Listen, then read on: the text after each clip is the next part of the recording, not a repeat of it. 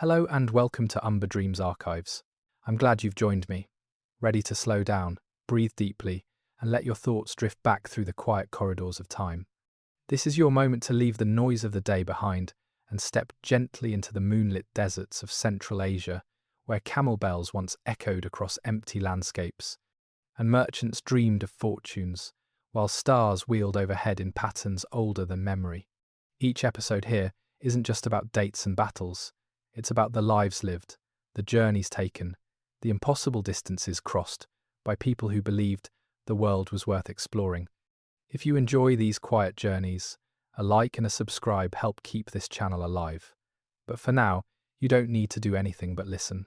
There is a place in the heart of the Taklamakan Desert where entire cities lie buried beneath the sand, their walls still standing, their streets still visible, their marketplaces frozen in the moment the desert claimed them.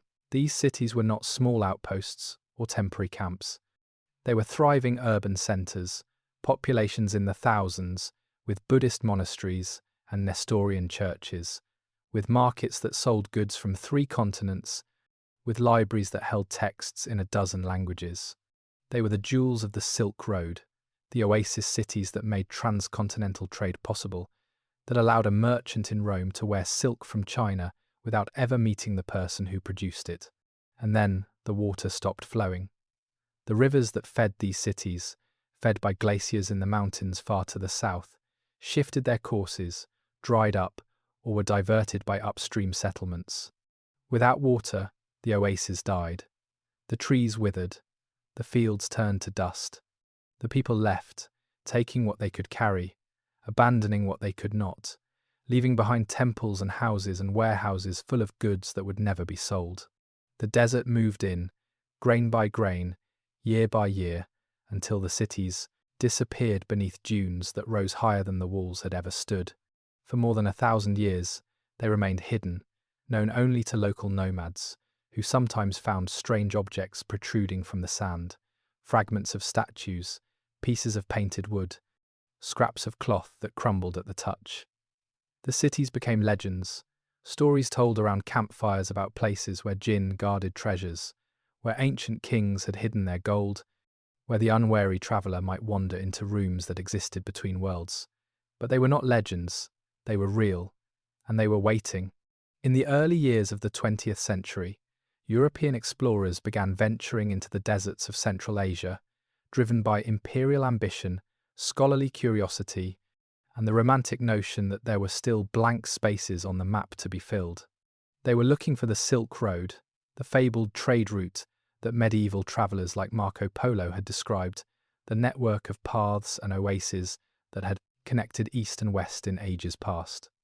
What they found exceeded their wildest expectations. Aurel Stein, a Hungarian archaeologist working for the British, was among the first to systematically explore the ruins. In 1907, he led an expedition into the Taklamakan, following local guides to sites that had been buried for centuries. At a place called Nia, he uncovered not just buildings but documents, hundreds of wooden tablets inscribed with text, administrative records, letters, legal contracts, all written in a language called Kharosti that had not been used for more than 1,500 years. The documents revealed a world in astonishing detail. There were bills of sale for camels and silk. There were marriage contracts. There were official seals and diplomatic correspondence. There was even a letter from a merchant to his wife, apologizing for his long absence and promising to return soon with goods that would make their fortune. The intimacy of these documents was startling. They were not grand inscriptions on temple walls or royal proclamations carved in stone.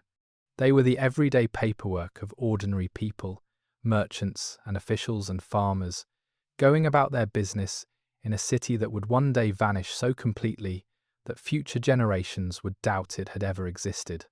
At Dunhuang, near the western edge of the desert, Stein made an even more remarkable discovery. Hidden in a cave that had been sealed for nearly 900 years, he found a library, thousands upon thousands of manuscripts, scrolls, and paintings, stacked from floor to ceiling, preserved in the dry desert air as perfectly as the day they had been placed there. There were Buddhist sutras, copied by hand in gold ink on indigo paper. There were Taoist texts and Nestorian Christian hymns. There were account books and astronomical charts and musical notations.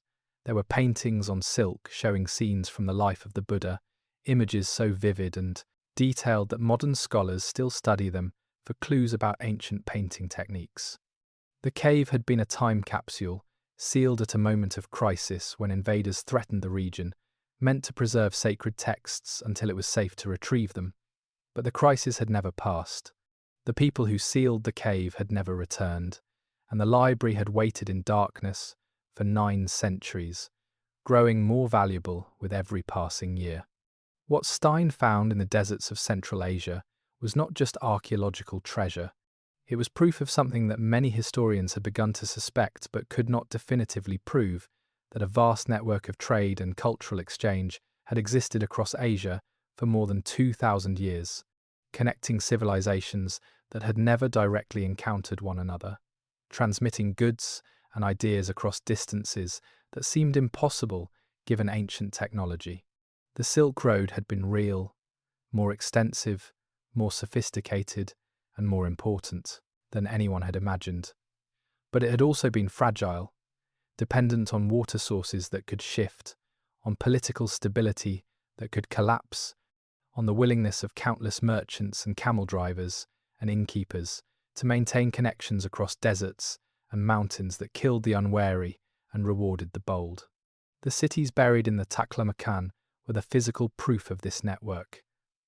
The nodes where traders rested, where goods changed hands, where cultures mingled and transformed one another in ways that would shape the entire course of human history. And they had been forgotten, erased from memory as completely as they had been erased from the landscape, until the sand gave them back, perfectly preserved, waiting to tell their stories to anyone willing to listen. The hook was this: a network more extensive than any empire, operated not by kings but by merchants, not maintained by armies but by mutual benefit, had connected the ancient world in ways that would not be matched until the age of global exploration, and it had disappeared so thoroughly that its rediscovery would astonish the scholars who devoted their lives to understanding the past.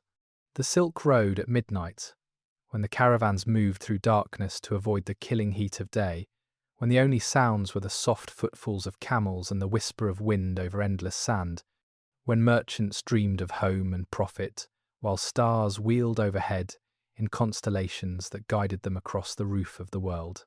That world was waiting to be rediscovered, and its secrets would change everything we thought we knew about the ancient past. The oasis of Kashgar sat at the western edge of the Taklamakan Desert, a green jewel set in a landscape of sand and stone, a place where water meant life and its absence meant death. Mountains rose to the south and west, the Pamirs and the Kunlun, peaks so high that snow never melted from their summits, their glaciers feeding the rivers that made the oases possible. To the north lay more desert, the foothills of the Tian Shan range, where nomadic peoples grazed their herds and occasionally swept down to raid the settlements. To the east stretched the Taklamakan itself, a name that meant, in the local language, you go in but you don't come out, a vast expanse of shifting dunes where entire caravans could disappear without trace. But Kashgar endured, watered by rivers that flowed down from the mountains, surrounded by orchards of apricots and pomegranates, its fields green with wheat and barley.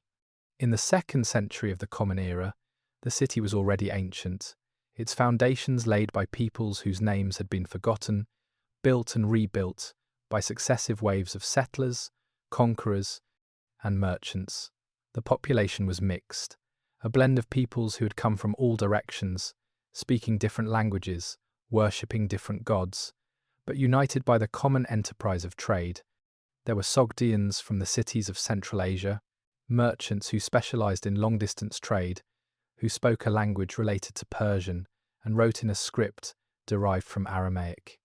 There were Chinese officials and soldiers, representatives of the Han dynasty, that claimed control over the western regions, though that control was often more theoretical than real.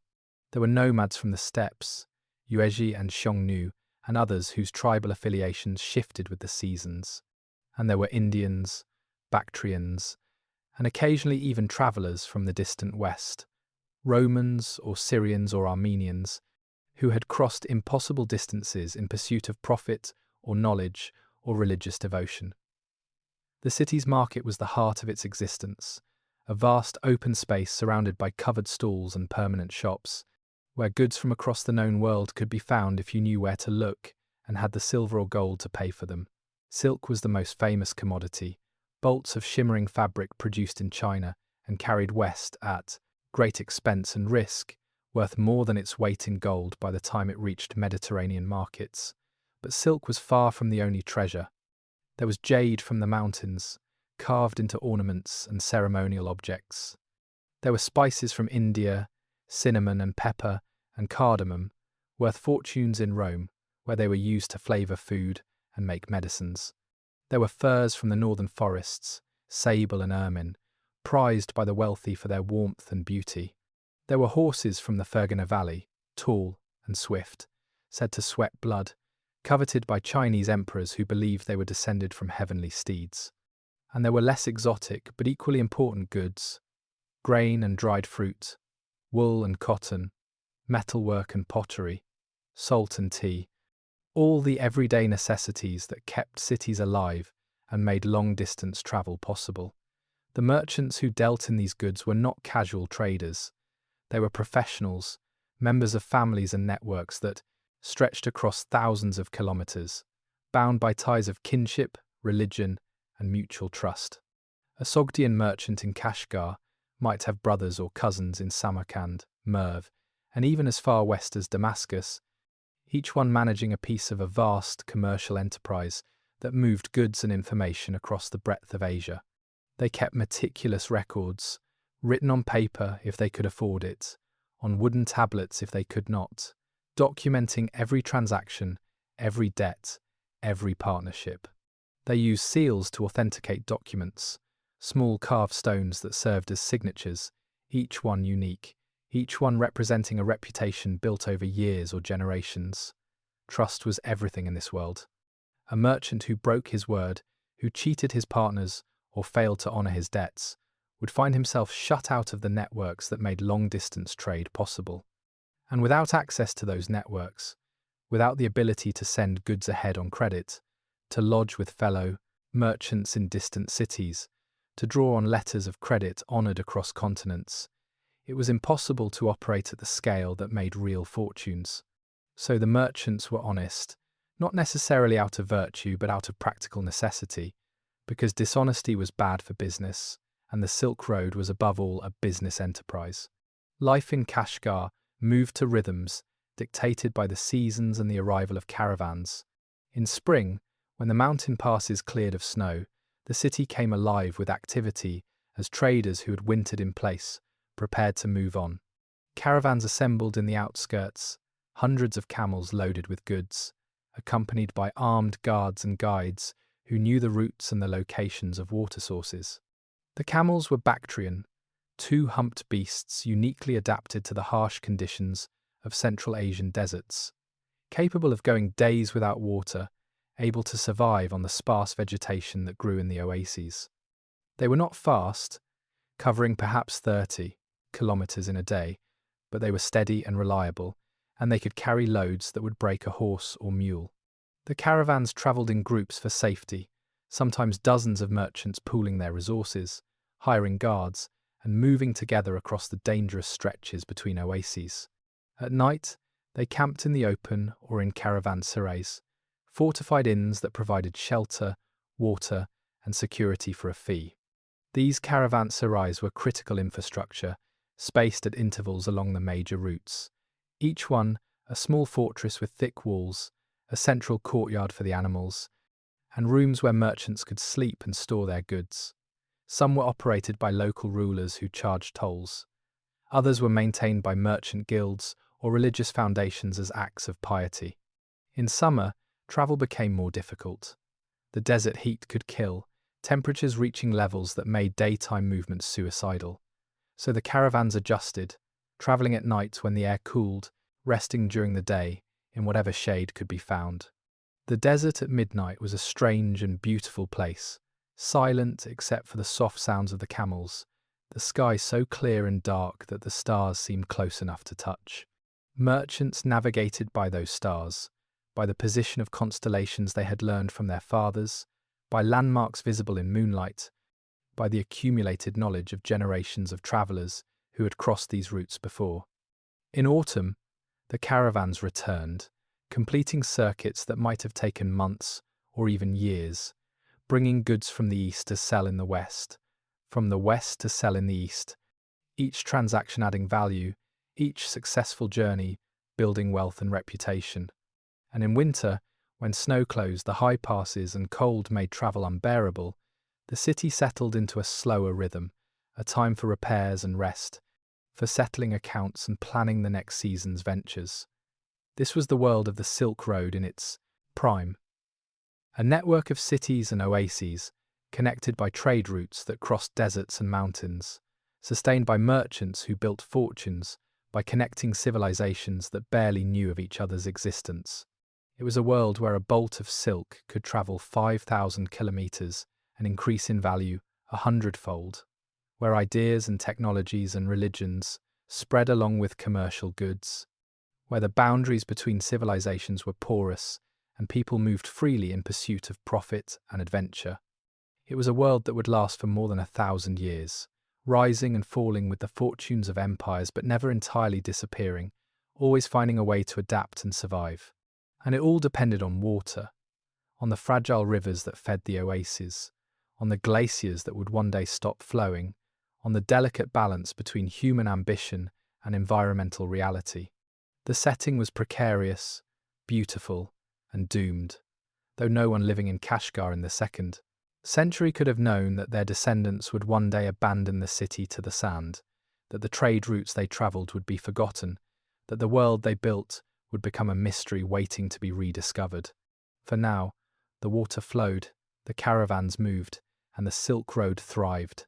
The 20th century arrived in Central Asia with the sound of European boots on ancient ground and the quiet determination of men who believed that the past could be excavated, catalogued, and understood. They called it the Great Game, the competition between the British and Russian empires for influence over the vast territories between India and Siberia, a contest played out in diplomatic missions, military expeditions, and the careful mapping of regions that had never appeared on European charts.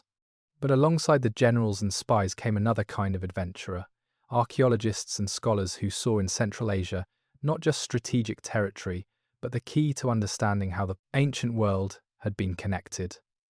They were looking for the Silk Road, though that name itself was a modern invention, coined by a German geographer in the late 19th century to describe trade routes that had existed for 2,000 years but had never been called by a single name.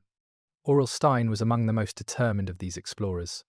Born in Hungary, educated in England, employed by the British Indian government, he was a man caught between worlds, neither fully European nor fully Asian, driven by a scholar's curiosity and an adventurer's restlessness. He spoke multiple languages, read ancient scripts, and had the physical stamina to endure months in the desert under conditions that would have broken lesser men. In 1907, he set out from Kashgar with a small expedition, local guides and labourers, a string of camels, and supplies for several months in the field. His goal was to locate and excavate the ruins that local people spoke of, cities buried in the sand, places where strange objects sometimes appeared after windstorms. The Taklamakan was unforgiving territory.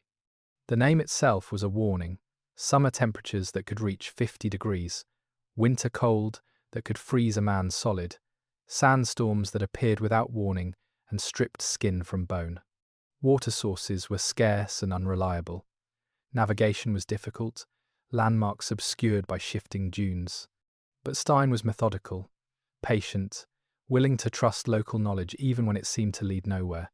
At Nia, deep in the desert, his guides led him to low mounds barely visible above the sand. Most travellers would have passed them without a second glance. But Stein recognized what they were: the tops of walls, buried structures, the remnants of buildings that had once risen 2 or 3 stories high. He ordered his labourers to dig, carefully removing sand grain by grain, exposing walls made of tamarisk wood and packed earth, rooms still intact, their contents preserved by the desert's dry air. What emerged was astonishing. The buildings were houses, shops, administrative offices, their wooden beams still sound, their wall paintings still visible, faded but recognizable. In some rooms, furniture remained in place, beds and tables and storage chests, as if the inhabitants had simply walked away and never returned. But it was the documents that truly excited Stein. Hundreds of wooden tablets, some inscribed in ink, others incised with a sharp tool, written in scripts he did not immediately recognize. He packed them carefully, wrapping each one in cloth, knowing that these fragments of wooden text were more valuable than any amount of gold or jade. They would later be identified as administrative records from a kingdom called Shan, written in the Kharosthi script, dating to the 3rd and 4th centuries of the Common Era. They documented a functioning bureaucracy, tax collection, legal disputes, trade agreements, all the mundane details that revealed how a desert city had operated 1500 years ago. At Miran, another buried site, Stein found something even more remarkable. A Buddhist monastery with wall paintings that showed clear influence from Roman art, figures with realistic proportions and shading, decorative motifs that would not have looked out of place in Pompeii. The style was unmistakable, evidence that artistic influences had travelled along the Silk Road as surely as commercial goods, that a painter trained in Greco-Roman techniques had found employment decorating a Buddhist temple in the heart of Central Asia. The paintings challenged every assumption about cultural isolation in the ancient world, proving that ideas moved, that styles blended, that the Silk Road was not just an economic network, but a highway of cultural exchange. But Stein's most famous discovery came at Dunhuang, at the edge of the Taklamakan, where a complex of Buddhist cave temples had been carved into a cliff face over the course of 1,000 years. The caves themselves were known, still used occasionally by monks and pilgrims, but what Stein found there had been hidden for centuries. A Taoist monk named Wang Yuanlu had been living at the site, appointed himself guardian of the caves, and had been conducting amateur restorations. While clearing sand from one of the chambers, he had discovered a hidden door, a wall that turned out to be false, concealing a small room packed floor to ceiling with manuscripts. Wang had no idea what he had found, no way to read most of the texts, but he sensed their importance and kept them hidden, showing them only to trusted visitors. Stein, through a combination of persuasion and payment, convinced Wang to allow him to examine the manuscripts and eventually to purchase a selection of them. What he saw in that sealed cave library exceeded anything he had dared hope for. There were Buddhist texts in Chinese, Tibetan, Sanskrit, and languages he did not recognize. There were Christian scriptures in Syriac, evidence that Nestorian missionaries had reached Central Asia centuries before European explorers. There were secular documents, contracts and letters, and account books. There were illustrated scrolls, the Diamond Sutra, the world's oldest printed book, created in 868 using woodblock printing techniques. The manuscripts had been sealed in the cave around the year 1000, hidden during a period of political instability, meant to be retrieved when conditions improved. But whoever had sealed them had never returned, and the library had waited in darkness for 900 years.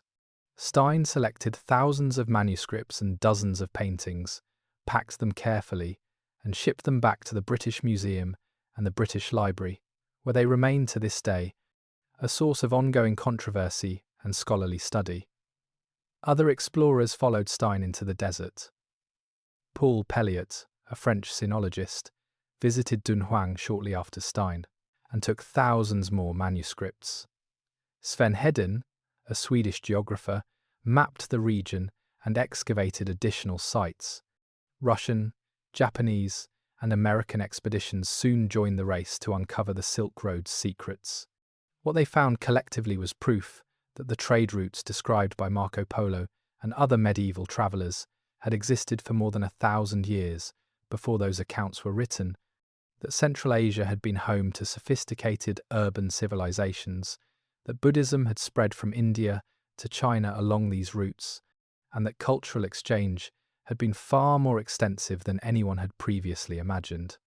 The discovery was not just archaeological, it was historical, proving that the ancient world had been connected in ways that challenged the narrative of isolated civilizations developing independently. The Silk Road had been real, extensive, and critically important to the development of multiple cultures. But the discovery also raised uncomfortable questions about who owned the past, about the ethics of removing artifacts from their places of origin, about the balance between preservation and plunder. Stein and his contemporaries believed they were saving these materials from destruction, preserving them for scholarship in European museums.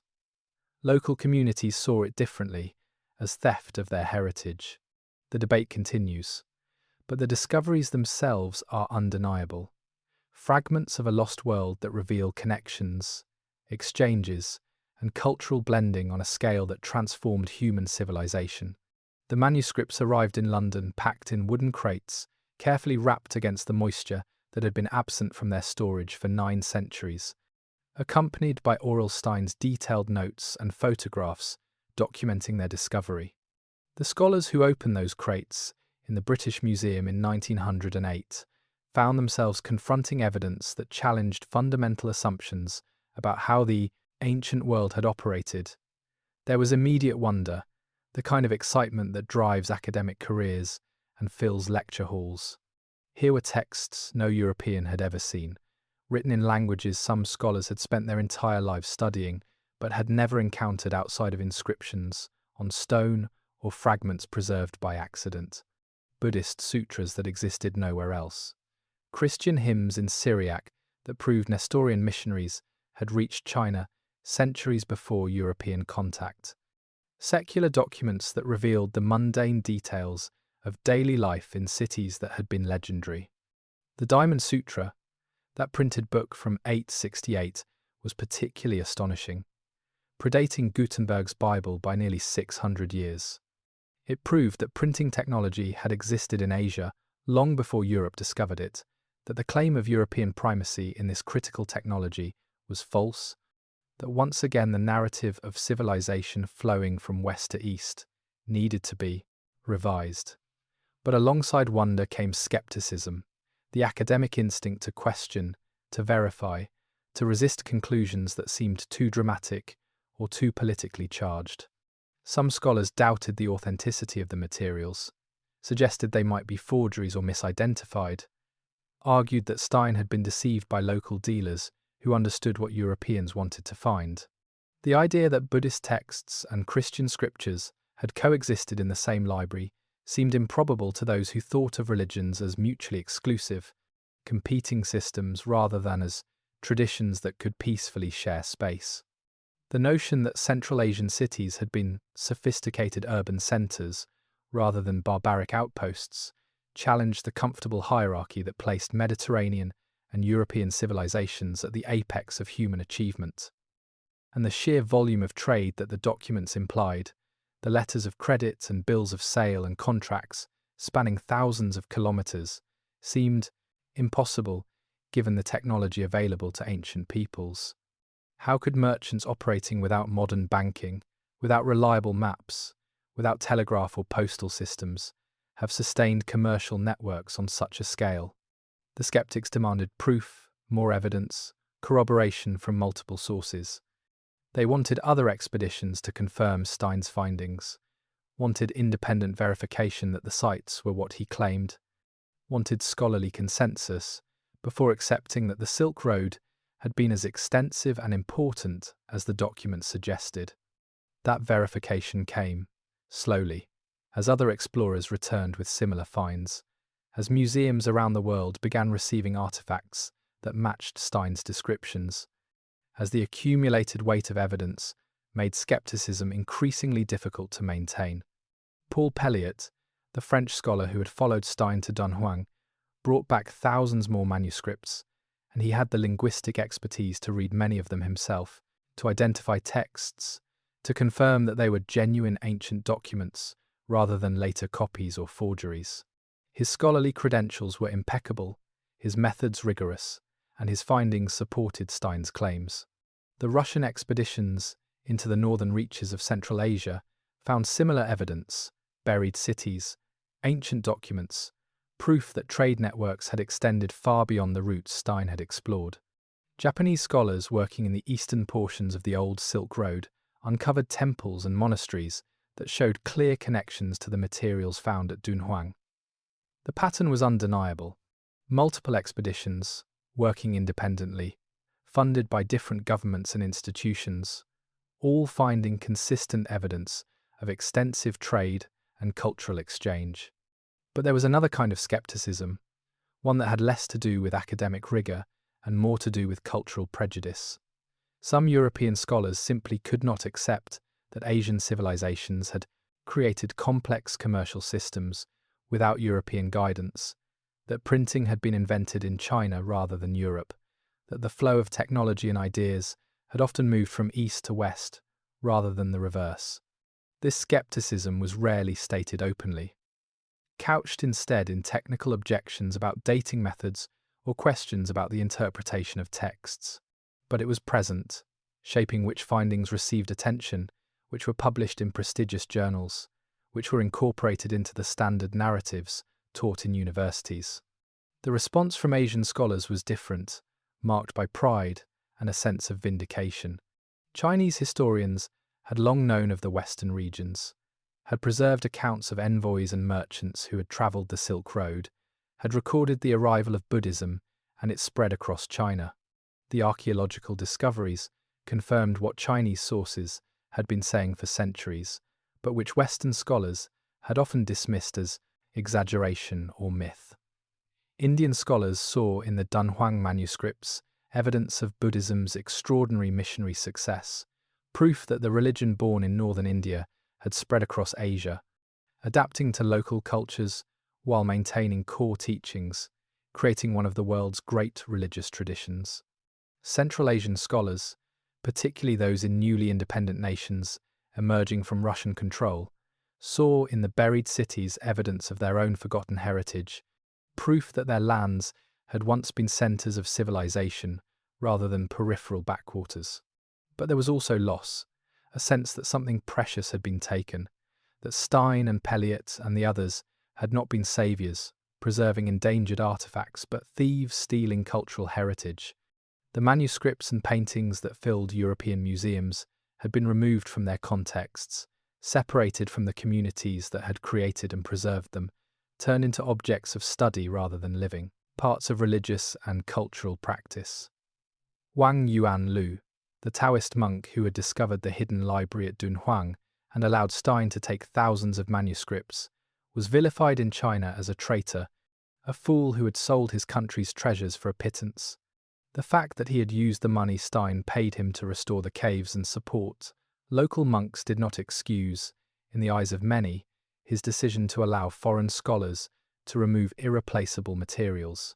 The response, then, was mixed: wonder and skepticism intertwined, excitement and resentment existing side by side, scholarly triumph shadowed by questions about ethics and ownership. The discoveries had proven that the Silk Road was real, that it had been far more extensive and sophisticated than anyone had imagined, that it had facilitated exchanges of goods, ideas, and religions that had shaped multiple civilizations.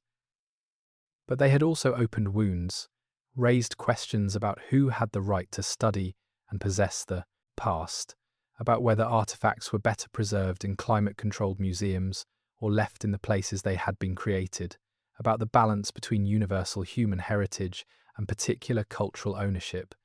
These questions had no easy answers, and they persist to this day. Every exhibition of Silk Road artifacts in a Western museum, accompanied by calls for repatriation, every scholarly publication based on materials removed from Central Asia, shadowed by debates about the ethics of that removal. The wonder remained, the genuine excitement of discovering a lost world, of reading the words of people who had lived and died 1,500 years ago, of seeing paintings that blended artistic traditions from 3 continents, of understanding connections that had been forgotten but that had once spanned the known world. But the skepticism remained too, not just the healthy academic skepticism that demands rigorous proof, but the deeper skepticism about narratives and power, about who gets to tell the story of the past and whose perspective is privileged. The first response to the discovery of the Silk Road, in all its complexity and contradiction, set the tone for more than a century of scholarship, debate, and ongoing effort to understand what those trade routes had meant, how they had operated, and what their legacy might be for a modern world that was, in some ways, rediscovering the same impulse to connect across vast distances that had driven merchants to cross deserts and mountains 2,000 years before. Marco Polo's account of his travels had captivated Europe for centuries.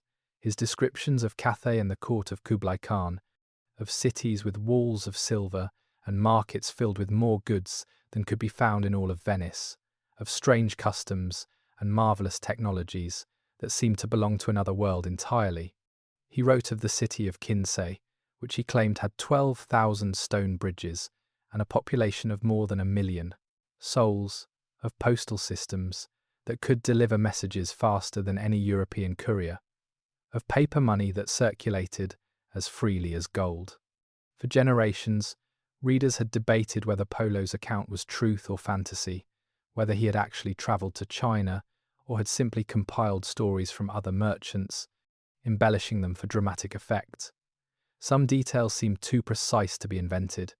The descriptions of government administration, the statistics about tax revenues and trade volumes.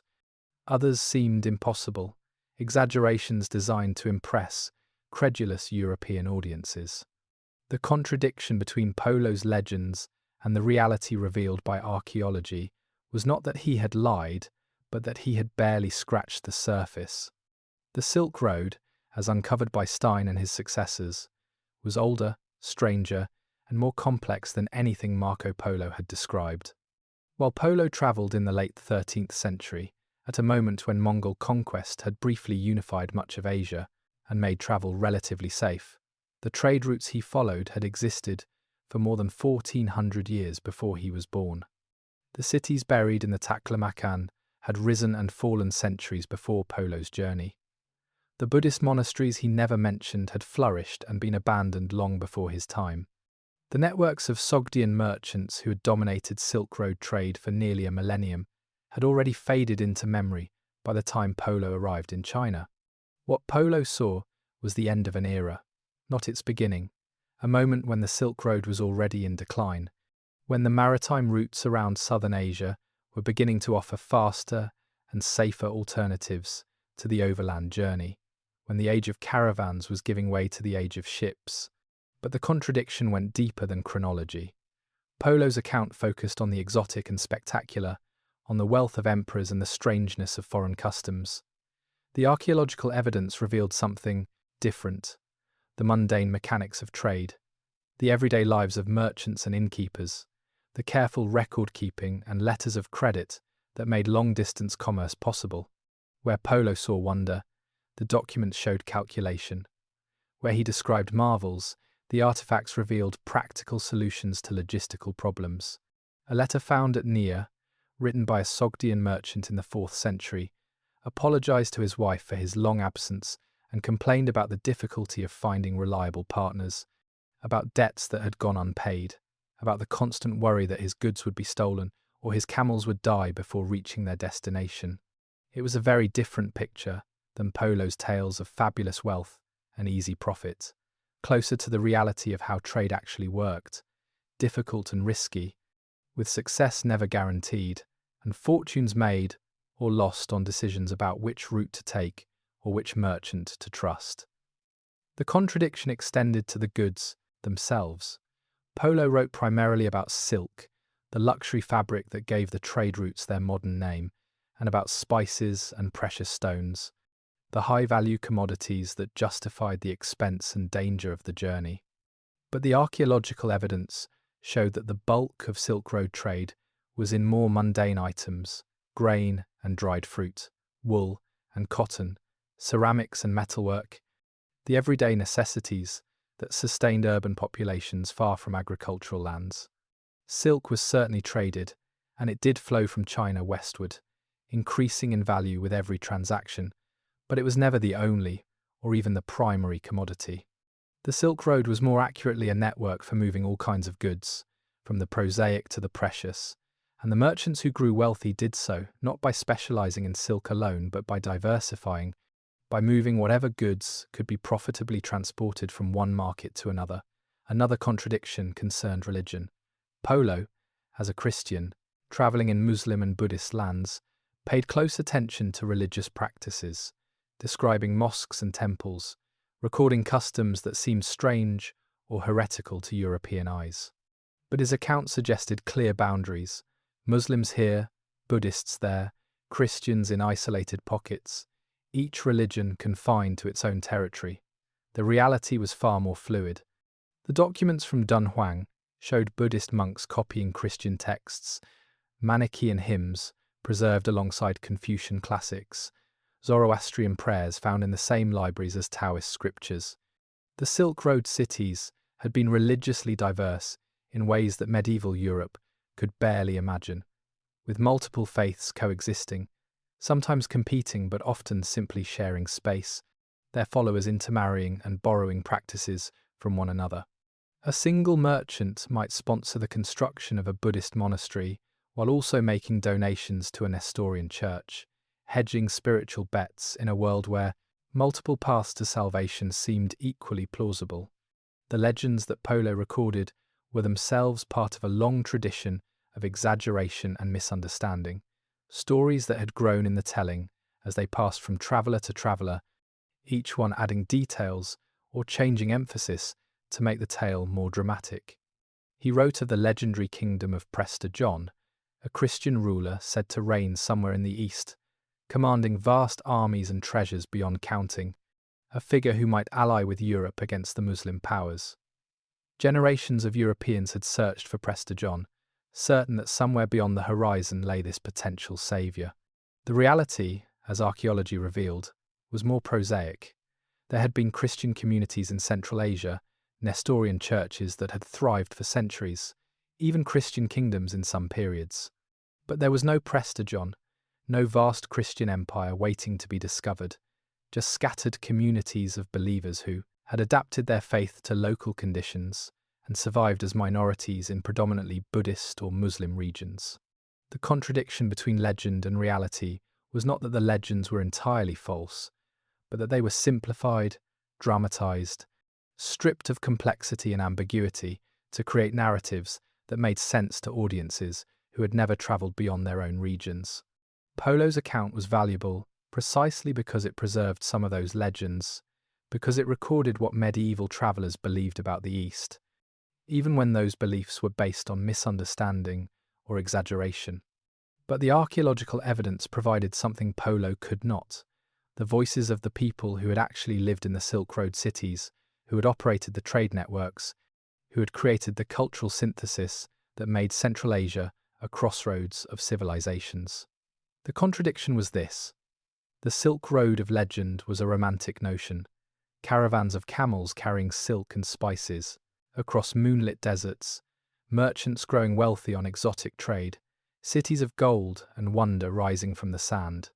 The Silk Road of reality was a complex economic and cultural system, sustained by careful organization and record-keeping, driven by profit but also by curiosity and faith, dependent on water sources and political stability, always vulnerable to the environmental and political changes that could shift trade routes or destroy cities entirely.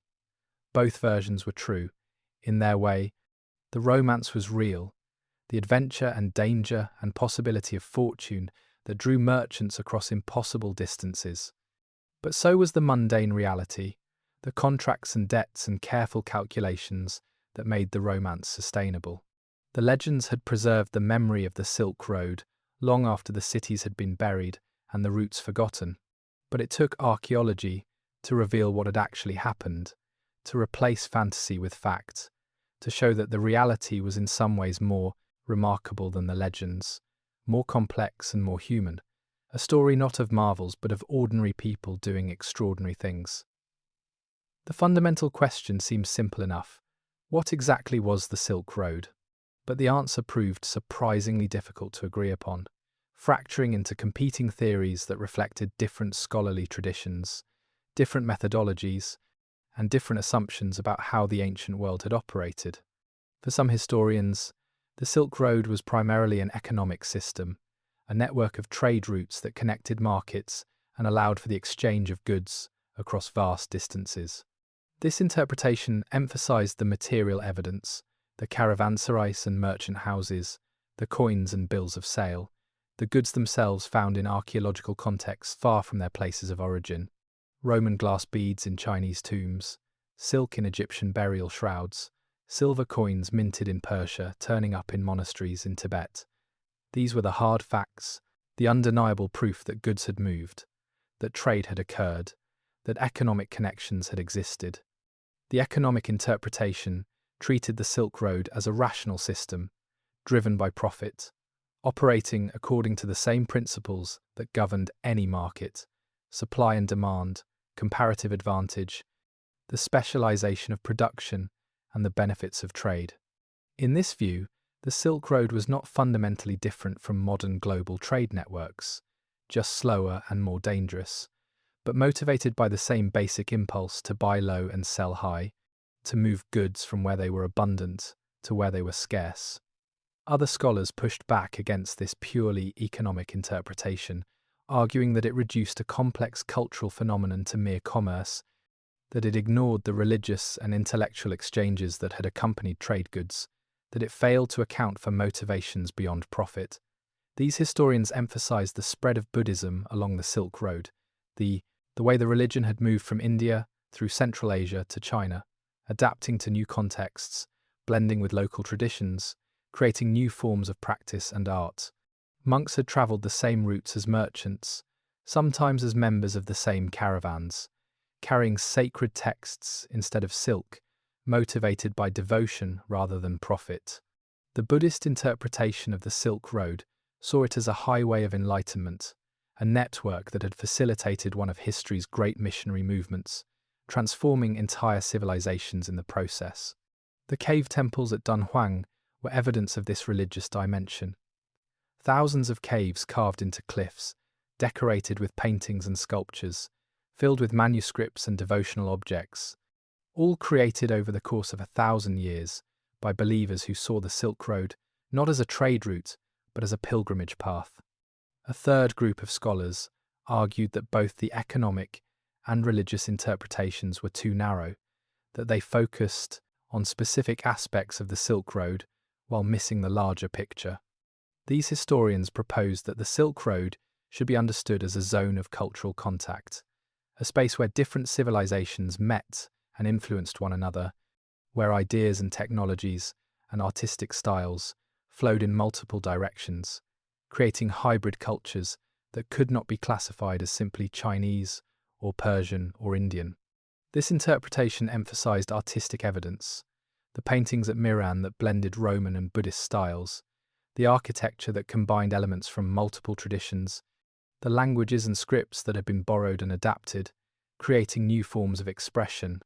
The Sogdian merchants, in this view, were not just traders but cultural intermediaries, multilingual and multicultural, equally at home in Chinese cities, Persian courts, and Indian monasteries, carrying not just goods but ideas, serving as translators and diplomats as well as businessmen. But there was a more radical theory, one that challenged the very premise of the others. Some scholars argued that the Silk Road, as a coherent entity, had never really existed, that it was a modern invention, a convenient label applied by later historians to a complex and fragmented reality that did not constitute a single system. This skeptical interpretation pointed out that no ancient source used the term Silk Road, that the routes had shifted constantly, that there had never been a unified network but rather multiple, overlapping pathways that changed with political and environmental conditions.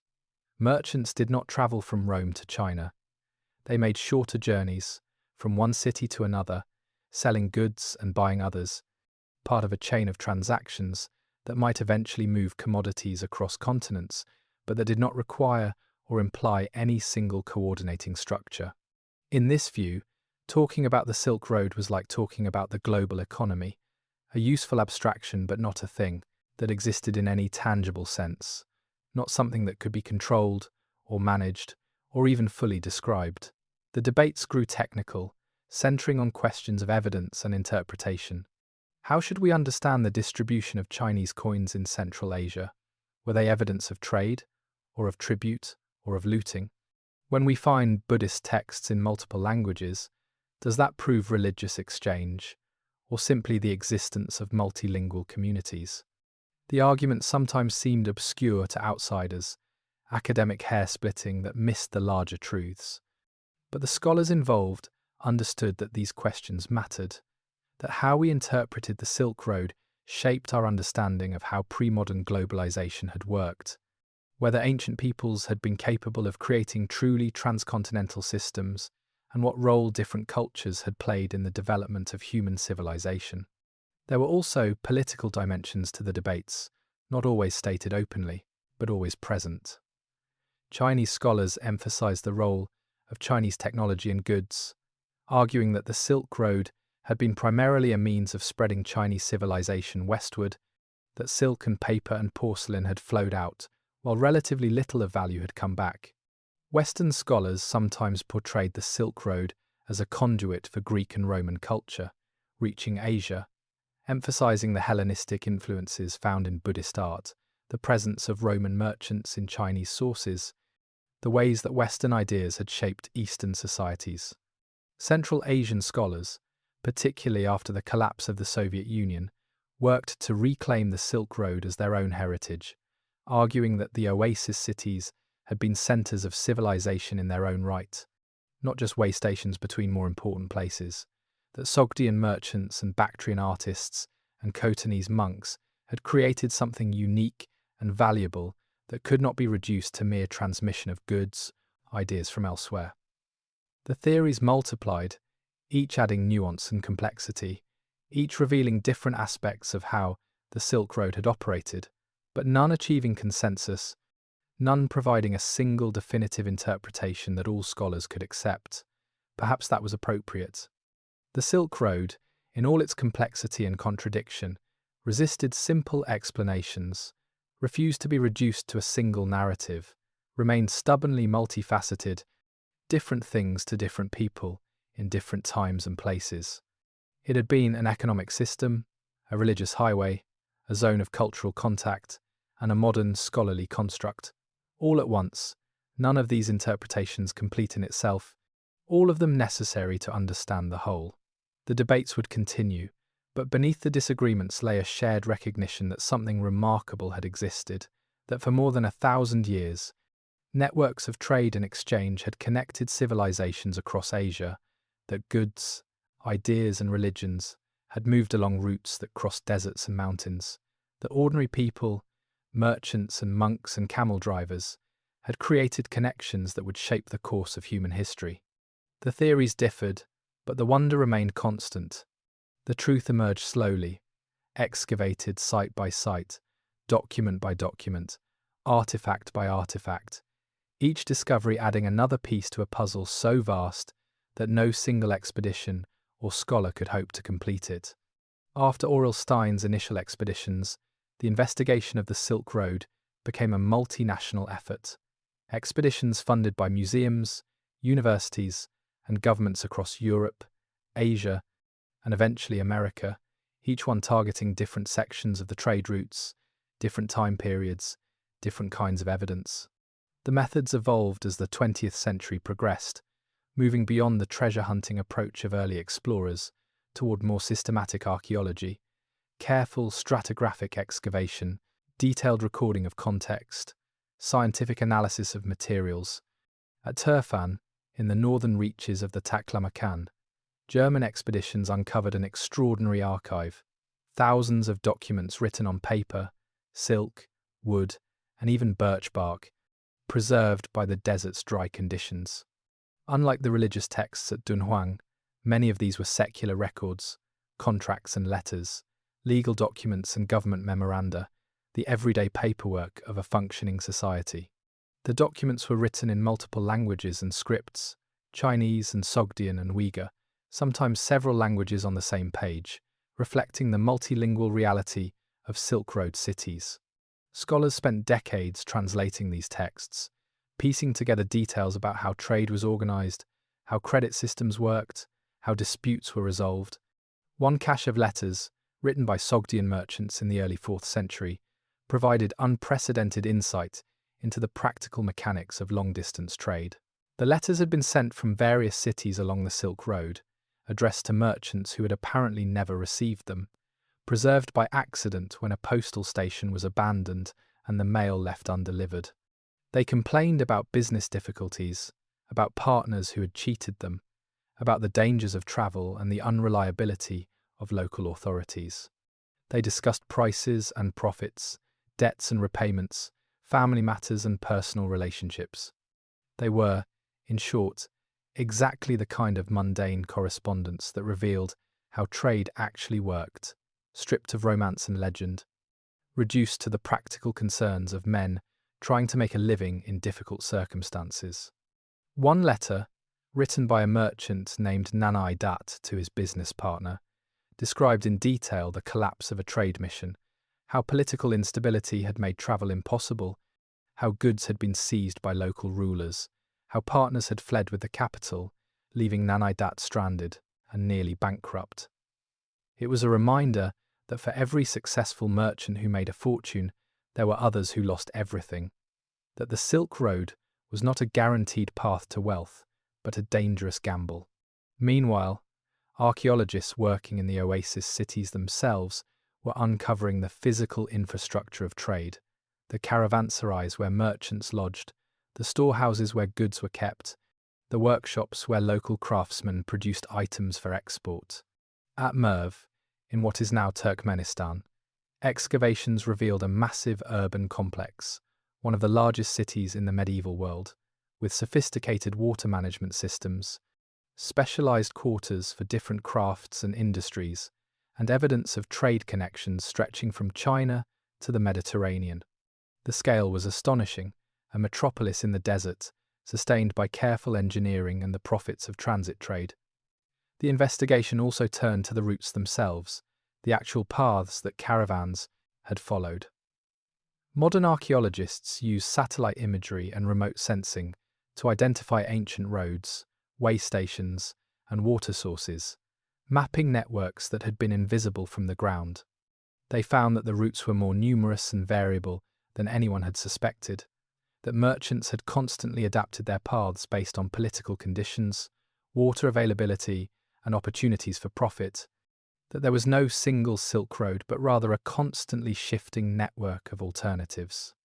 In some places, the ancient roads were still visible, worn tracks across rocky plateaus, stone markers indicating directions, ruins of fortifications that had once protected travellers from bandits.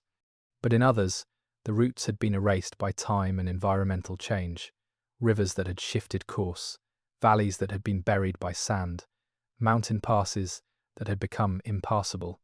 Archaeologists also investigated the technologies that had made Silk Road trade possible, the breeding and care of Bactrian camels, the design of pack saddles and water containers, the navigation methods used to cross featureless deserts. They studied ancient texts that described caravan organization, the ratios of animals to guards, the distances that could be traveled in a day, the signals used to coordinate movement in sandstorms when visibility dropped to nothing. One surprising finding was the sophistication of ancient logistics, the way that caravans pre-positioned supplies at key locations, that merchant networks operated like modern supply chains, with goods stored at intermediate points, transferred between different carriers, divided and recombined based on market conditions. It was not primitive or haphazard, but carefully organized, the result of centuries of accumulated knowledge about how to move goods efficiently across vast distances. The investigation also examined the cultural artifacts, the art and architecture that had been created in Silk Road cities, looking for evidence of influence and exchange. Scholars analysed painting techniques, identified pigments, traced artistic motifs across thousands of kilometres, mapping the flow of styles and ideas. They found that influence moved in all directions, that Chinese painters had borrowed from Persian artists, that Indian sculptors had incorporated Greek techniques, that the art of the Silk Road was genuinely synthetic, combining elements from multiple traditions into forms that were unique to Central Asia. DNA analysis of ancient human remains added another dimension to the investigation, revealing population movements and intermarriage patterns that documents alone could not capture. The people buried in Silk Road cemeteries were genetically diverse, showing ancestry from East Asia, Central Asia, South Asia, and even Europe, evidence of the mobility and mixing that trade had facilitated. Slowly, painstakingly, the investigation pieced together a picture of how the Silk Road had operated, not as a romantic abstraction, but as a complex system with real mechanisms, real people, real challenges and solutions. It was a picture that continued to evolve as new sites were excavated, as new documents were translated, as new analytical techniques revealed details that had been invisible to earlier researchers.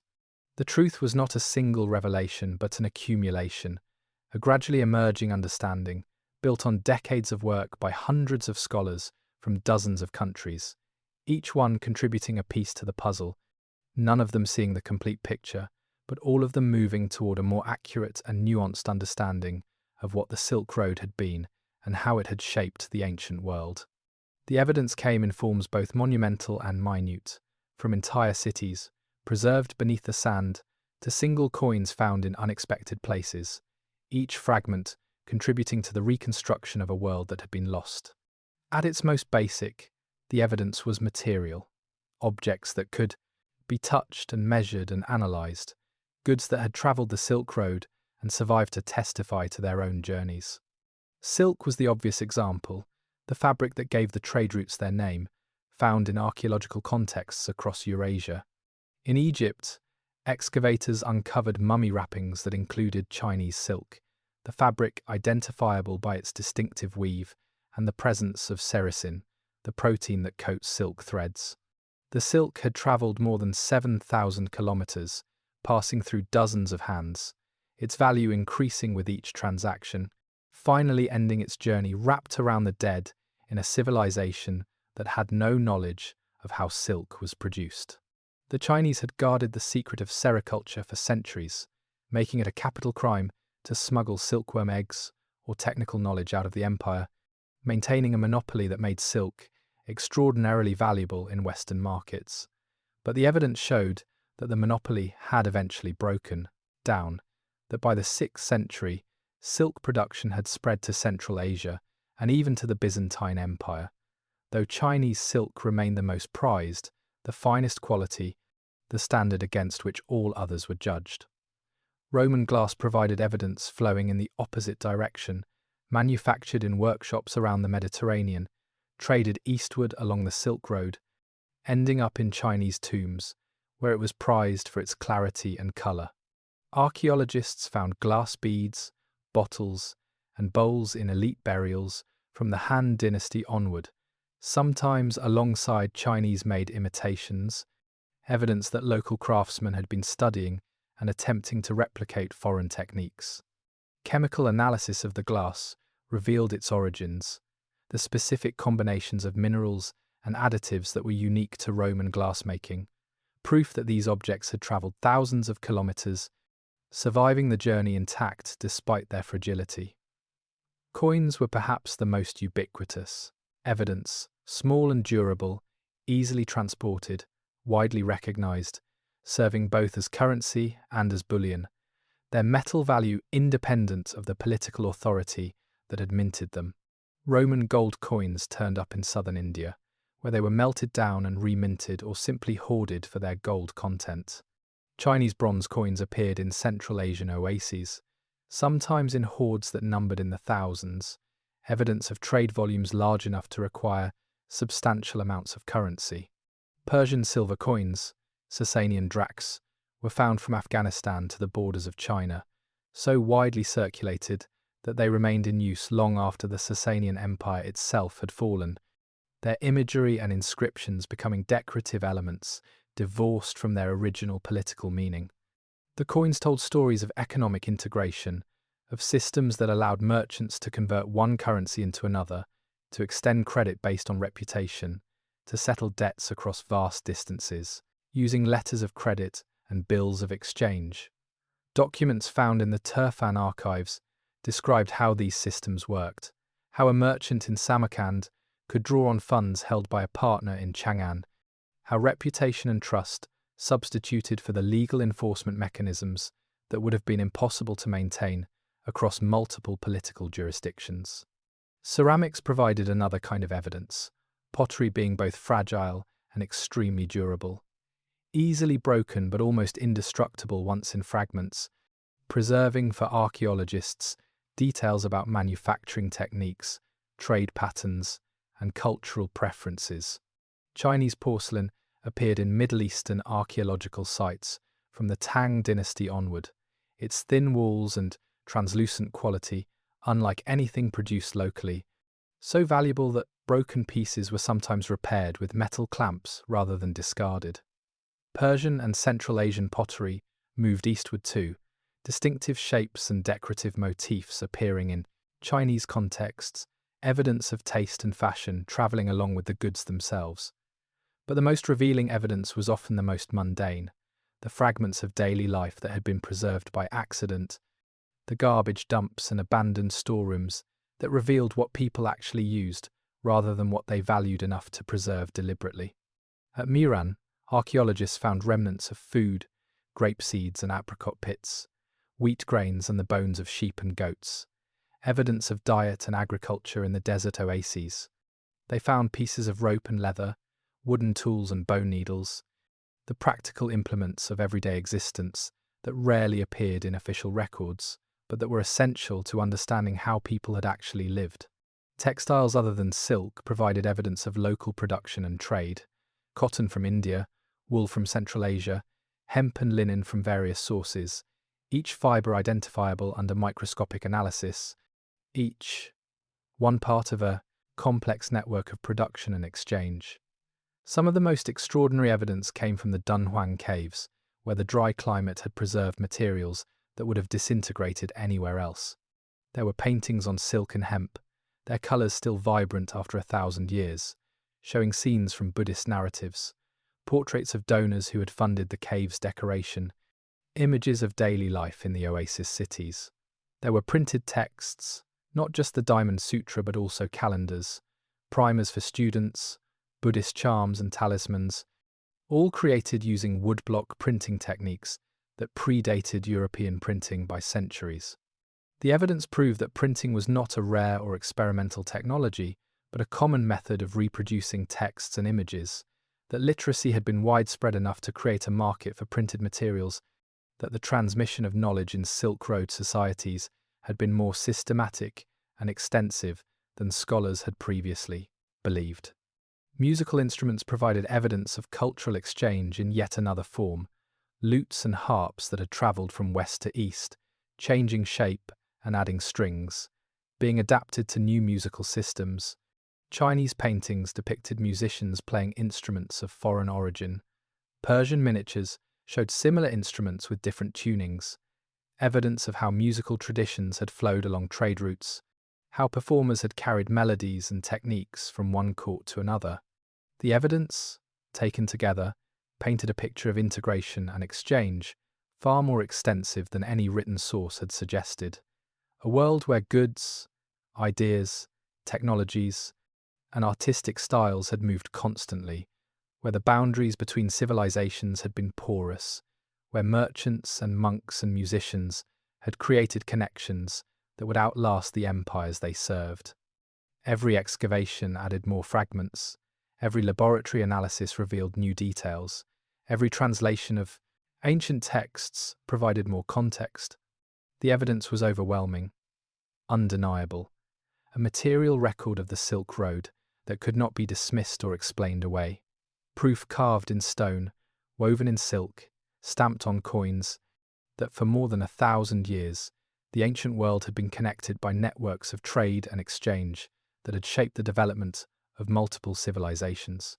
Beneath the surface story of merchants and caravans, beneath the obvious narrative of silk flowing west and gold flowing east, there lay a deeper mystery, one that even the careful accumulation of evidence could only partially illuminate. The Silk Road had not been about silk at all.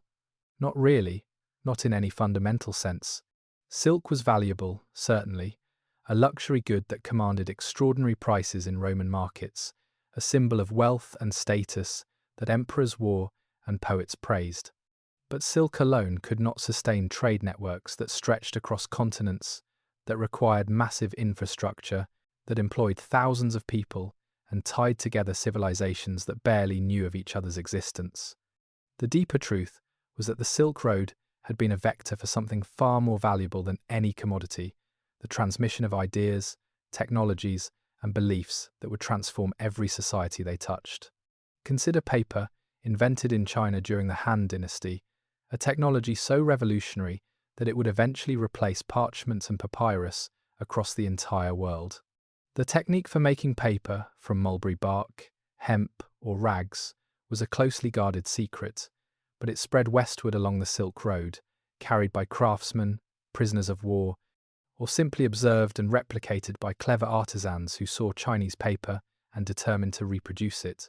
By the 8th century, paper mills were operating in Samarkand, using techniques learned from Chinese prisoners captured during a battle at the Talas River.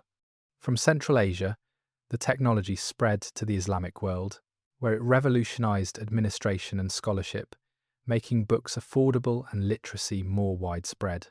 From the Islamic world, it eventually reached Europe, arriving in Spain by the 12th century, setting the stage for the printing revolution that would come 3 centuries later. The journey from Chinese invention to European adoption had taken nearly 1,000 years, moving station by station along the Silk Road, transformed and adapted at each step, but recognizably the same technology. Without that transmission, without the trade routes that allowed ideas to travel alongside goods, the entire trajectory of human civilization would have been different.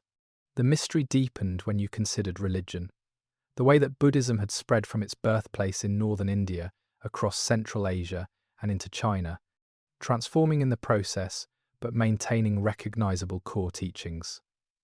The spread had not been accidental or automatic. It had required conscious effort, missionaries who travelled the Silk Road carrying texts and images, translating Sanskrit scriptures into Chinese, adapting Indian rituals to Chinese contexts, building monasteries, and training local monks. The Chinese monk Zhang, who travelled to India in the 7th century and returned with hundreds of Buddhist texts, was following routes that had been established by earlier missionaries, staying in monasteries that dotted the Silk Road, benefiting from networks of support that allowed religious travellers to move safely across vast distances. But the transmission had not been one-directional. Chinese Buddhism, as it developed, incorporated elements of Taoist philosophy, created new schools of thought, like Qian, which would eventually spread back westward and southward, influencing Buddhist practice in Tibet, Mongolia, and Southeast Asia. The Silk Road had enabled a kind of religious globalization, creating a Buddhist world that stretched from Afghanistan to Japan, unified not by political power, but by shared texts, practices, and pilgrimage networks. Christianity, too, had spread along the Silk Road, though this fact had been largely forgotten until the discovery of Nestorian texts at Dunhuang. The Church of the East, condemned as heretical by Roman Christianity, had found refuge in Persia and from there had sent missionaries eastward, following the same trade routes that carried silk and spices. By the 7th century, there were Nestorian communities across Central Asia, and even in the Chinese capital of Chang'an, where a famous stele recorded the arrival of Christian teaching in the year 635. The mystery was how these religious communities had survived, minority populations in predominantly Buddhist or Muslim regions, maintaining their faith across generations, producing texts in multiple languages, participating fully in the commercial life of the Silk Road while preserving religious identity. The documents showed that Nestorian merchants had been particularly prominent in the trade networks, that Christianity had provided a kind of commercial bond, a basis for trust between merchants from different regions who shared the same faith. Religion and commerce had been intertwined in ways that made them difficult to separate, each facilitating the other, creating networks that were simultaneously spiritual and economic. But the deepest mystery concerned what might be called cultural creativity, the way that the collision of different traditions along the Silk Road had produced entirely new forms of art, literature, and thought that could not be classified as simply Chinese or Persian or Indian. The paintings in the Dunhuang caves show this synthesis most clearly. Buddhist subjects rendered in styles that incorporated elements from multiple traditions, Greek naturalism blending with Persian decorative motifs, Indian iconography adapted to Chinese aesthetic preferences. Art historians could identify the influences, could trace specific techniques to specific origins, but the finished works were something new, products of a cultural space that existed only along the Silk Road, that could not have been created anywhere else. The same was true of literature. The Buddhist texts translated into Chinese had not simply been rendered word for word. They had been adapted, reinterpreted, their meanings transformed to fit Chinese philosophical frameworks, their narratives restructured to match Chinese literary conventions. The result was not pure Buddhism and not pure Chinese thought, but something hybrid, a new tradition that would eventually spread throughout East Asia and become the dominant form of Buddhist practice. Music provided another example of creative synthesis, instruments and melodies travelling along the trade routes, being adopted, modified, combined with local traditions to create new forms. The Chinese piper, a four-stringed lute, had originated in Persia but had been transformed in China, its construction altered, its tuning changed, its playing techniques adapted to Chinese musical aesthetics. By the Tang dynasty, it was considered a Chinese instrument, though its foreign origins were still acknowledged. The deeper mystery was why the Silk Road had been so conducive to this kind of cultural creativity, why the oasis cities had become laboratories of innovation, why the mixing of traditions had produced not confusion but synthesis, not conflict but new forms of expression. Perhaps it was because the merchants and monks who travelled the routes were already operating between cultures, already multilingual and multicultural, already accustomed to translating between different systems of meaning. Perhaps it was because the oasis cities were small enough to be manageable, but large enough to be diverse, bringing together people from different backgrounds without the overwhelming diversity of major imperial capitals. Or perhaps it was simply that exchange itself was creative, that the collision of different ideas forced people to think more deeply, to question assumptions, to find new solutions to old problems.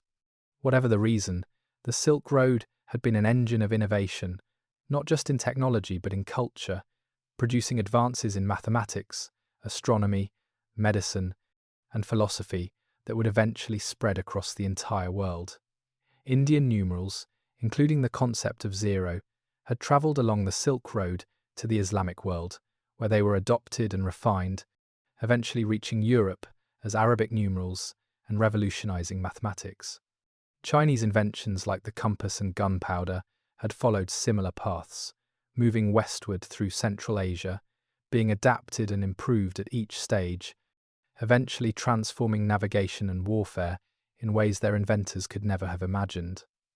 The mystery was not just what had been transmitted, but how, through what mechanisms, by what means, had knowledge moved across linguistic and cultural barriers.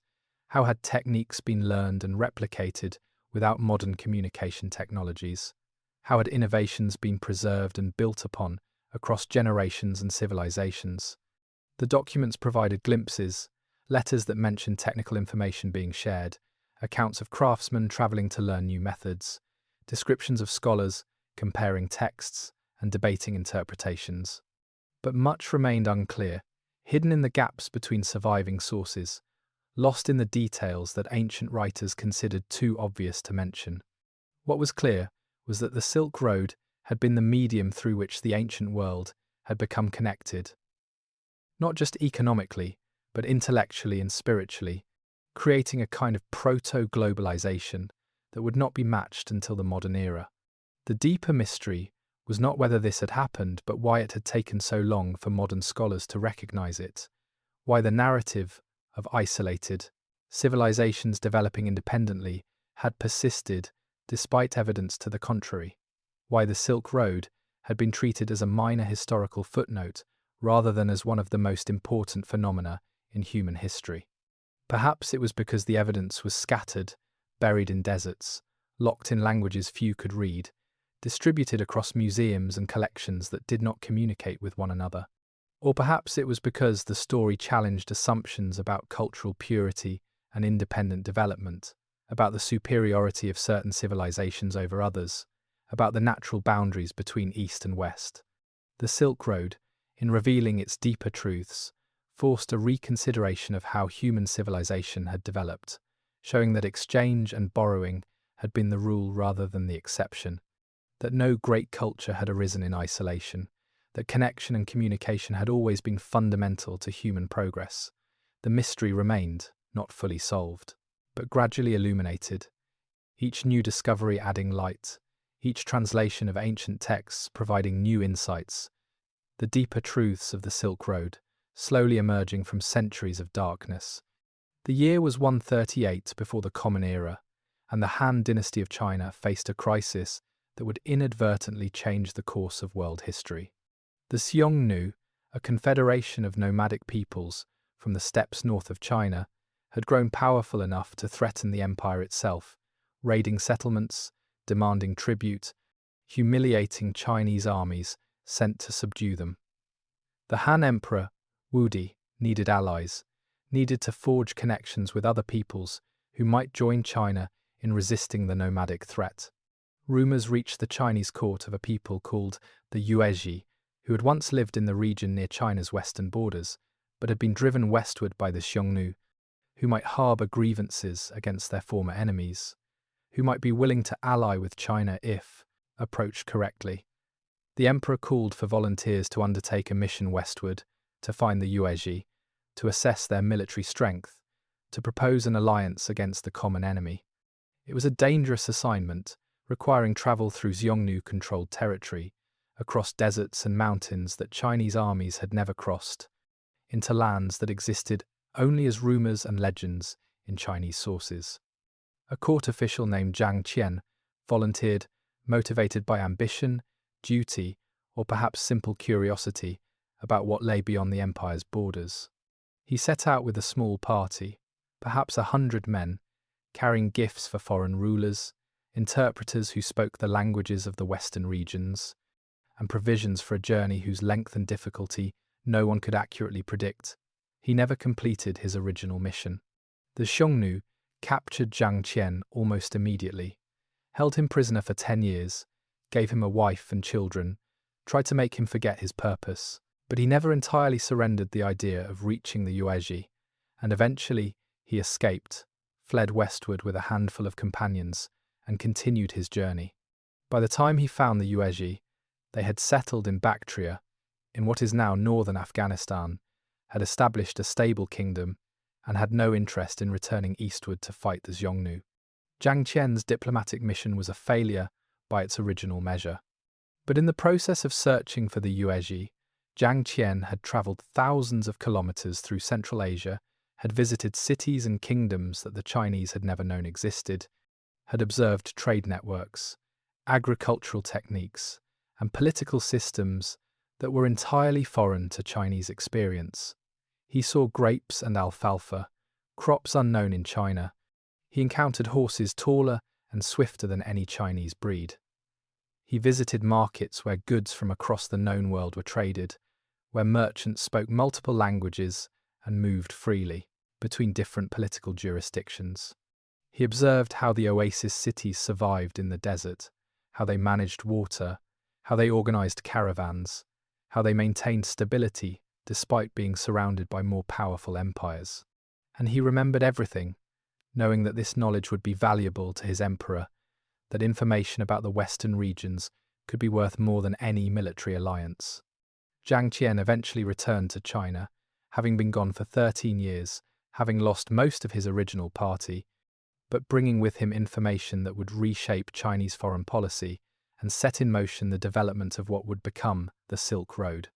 His report to Emperor Wudi described the lands he had visited in remarkable detail: the cities of Fergana with their famous horses, the kingdom of Bactria with its sophisticated urban culture, the distant kingdom of Parthia that controlled the approaches to the Mediterranean world.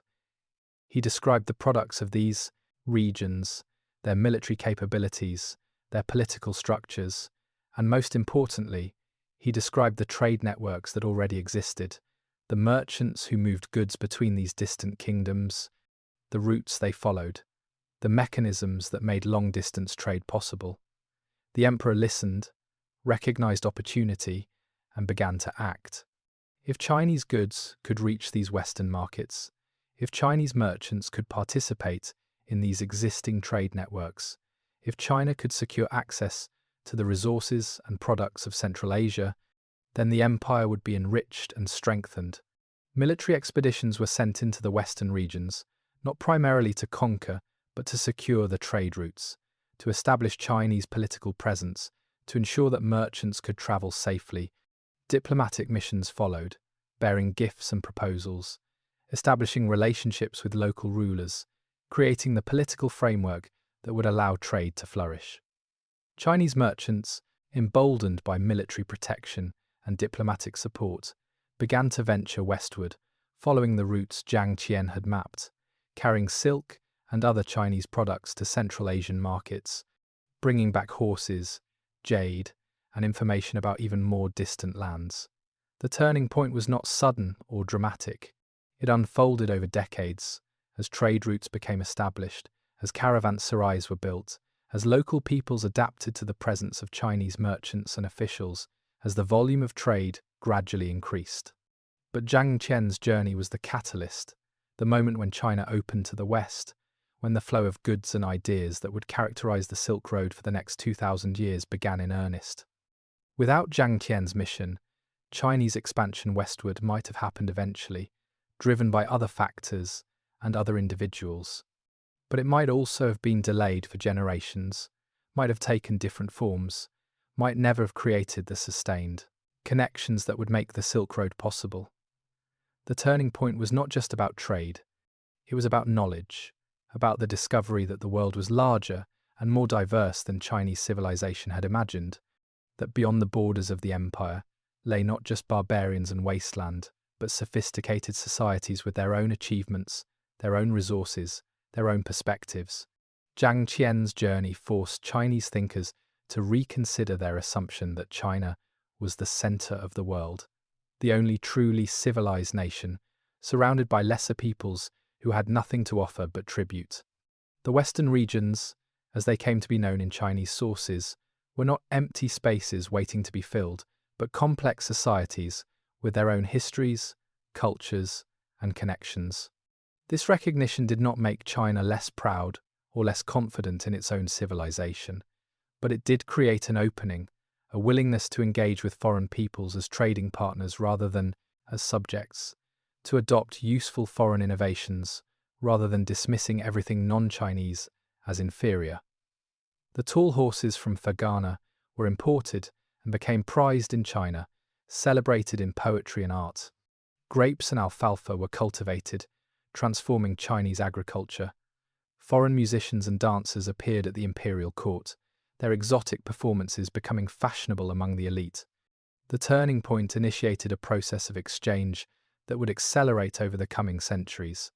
As the routes became more established, as more merchants made the journey, as Chinese goods began appearing in markets thousands of kilometers from their origin, as foreign products became commonplace in Chinese cities. By the 1st century of the Common Era, silk was reaching Roman markets in such quantities that Roman moralists complained about the expense and the moral decay associated with wearing sheer foreign fabrics.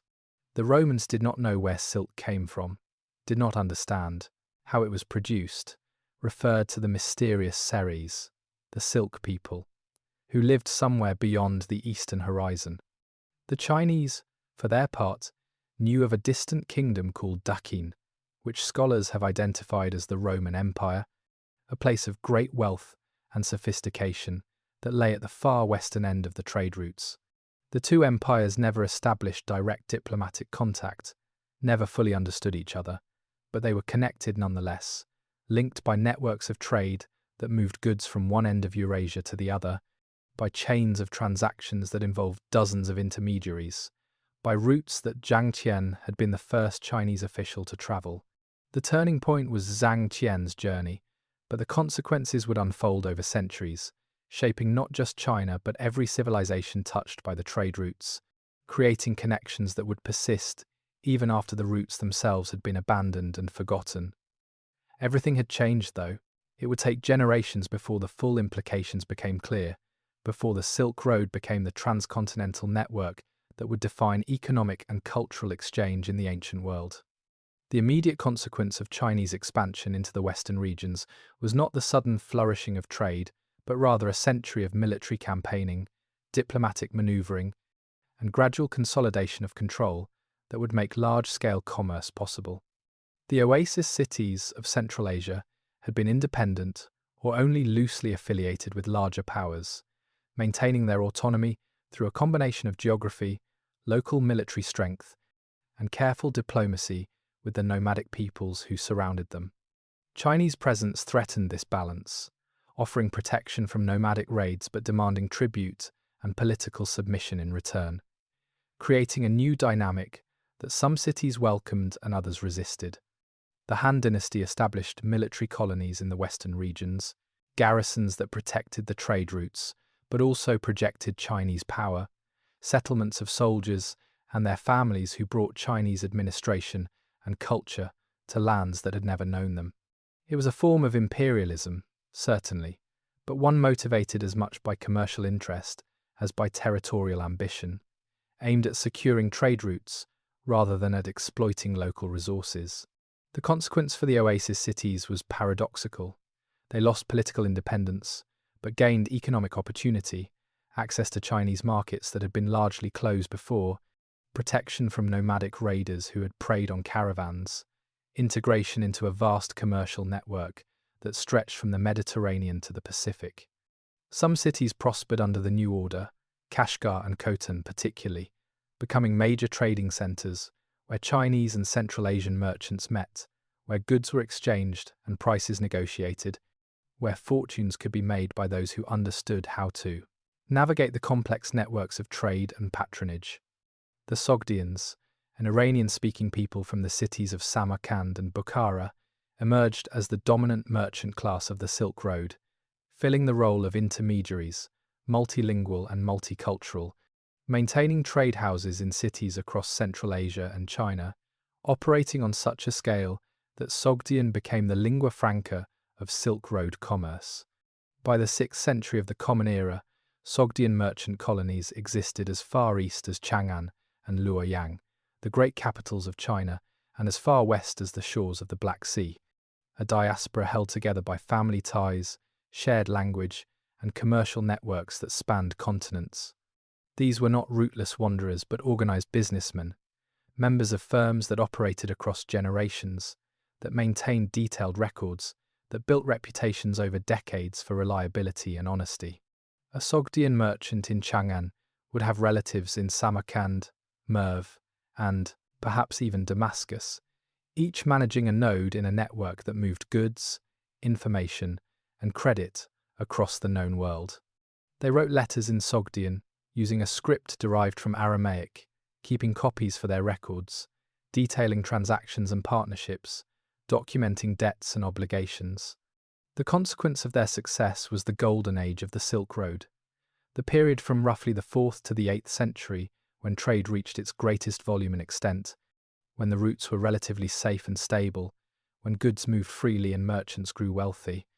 Buddhism flourished during this period too, spreading from India through Central Asia to China, carried by monks who travelled the same routes as merchants, often as part of the same caravans. The religion had arrived in China before Zhang Qian's journey, but it was during the Han and Tang dynasties that it truly took root, establishing monasteries, translating texts, creating a Chinese Buddhism that would eventually spread to Korea, Japan, and Vietnam. The consequence was not just religious but cultural. Buddhist temples became centers of learning and artistic production, commissioning paintings and sculptures, sponsoring translations and philosophical debates, creating a shared cultural space that transcended political boundaries. The caves at Dunhuang were excavated during this period, hundreds of chambers carved into the cliff face, each one decorated with scenes from Buddhist scriptures, with portraits of donors who funded the work, with images that blended Chinese, Indian, and Central Asian artistic traditions into a unique synthesis. The consequence was a kind of cosmopolitanism, a world where merchants and monks from different regions interacted regularly, where cities like Samarkand and Turfan were genuinely international, where multiple languages were spoken and multiple religions practiced, where the boundaries between cultures were porous and constantly negotiated. A merchant in these cities might speak Sogdian at home, Chinese in business dealings, and some Sanskrit for religious purposes, might worship at a Buddhist temple while also making offerings at a Zoroastrian fire altar, might dress in Persian fashion while writing contracts using Chinese conventions. This was not cultural confusion but cultural sophistication, the ability to move between different systems of meaning, to translate between different worldviews, to operate in multiple contexts simultaneously.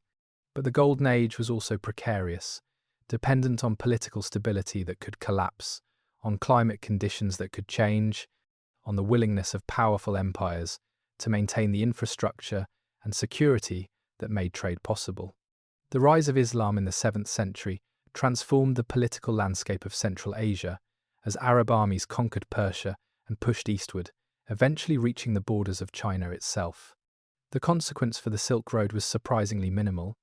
At least initially, Islamic rulers recognized the value of trade and generally encouraged, rather than disrupted it. Arab merchants joined the existing networks, adding new connections to Indian Ocean trade routes, expanding the reach of the system. But internal developments in China would prove more consequential than external conquest. The Tang dynasty, which had presided over the Silk Road's golden age, began to weaken in the 8th century. Internal rebellions and external pressures undermining its control of the western regions. The An Lushan rebellion of 755 devastated China, killing millions and disrupting trade for years. The Tang never fully recovered its former power, and Chinese control over the western regions gradually weakened, leaving the oasis cities more vulnerable to nomadic incursions and local conflicts. The consequence was not the immediate end of Silk Road trade, but rather a gradual decline, routes becoming less safe, volume decreasing, merchants seeking alternative paths, including increasingly the maritime routes around southern Asia that offered faster and safer passage for some goods. By the 10th century, the Silk Road was still functioning but no longer dominant. Its golden age passed, though it would experience periodic revivals when political conditions allowed. The consequence of Zhang Qian's journey, of Chinese expansion westward, of Sogdian merchant networks and Buddhist missionary activity, had been several centuries of unprecedented exchange, a period when the ancient world was more connected than it had ever been before, and would not be again until the age of European exploration. It was a rise that had seemed inevitable at its peak, when caravans moved constantly and cities prospered, when the routes seemed permanent features of the landscape, when merchants and monks confidently planned journeys that would take years to complete. But it had also been fragile, dependent on factors beyond any individual's or empire's control, and when those factors shifted, when climate changed and rivers dried and empires fell, the rise gave way not to fall exactly but to transformation. The networks persisting in altered form, the connections maintained at reduced scale, the memory of the Golden Age preserved in ruins and documents waiting to be rediscovered. The impact of the Silk Road extended far beyond the exchange of goods or the accumulation of merchant wealth, reaching into the foundations of how multiple civilizations developed, shaping technology, religion, art, and the very structure of thought in ways that would persist long after the trade routes themselves had been abandoned. Consider the compass, a Chinese invention that would eventually revolutionize navigation worldwide, transforming maritime trade and making possible the age of European exploration. The earliest Chinese compasses were not navigational tools but divinatory devices, used in feng shui and other practices to determine auspicious directions for buildings and graves. The magnetic properties of lodestone had been known in China since at least the Han Dynasty, but it took centuries before anyone thought to use magnetic north for navigation. By the Song Dynasty, Chinese navigators were using compasses on ships, allowing them to maintain course even when stars were obscured by clouds, giving them advantage over competitors who relied solely on celestial navigation. The technology spread westward, probably carried by Arab merchants who dominated Indian Ocean trade by the 11th century, adapted for use on different types of vessels, refined and improved at each stage. When European navigators adopted the compass in the 12th or 13th century, they were receiving a Chinese innovation that had travelled the Silk Road, transformed maritime technology, and would eventually enable voyages that would connect the entire globe. Without the compass, the age of exploration would have been delayed or might never have occurred.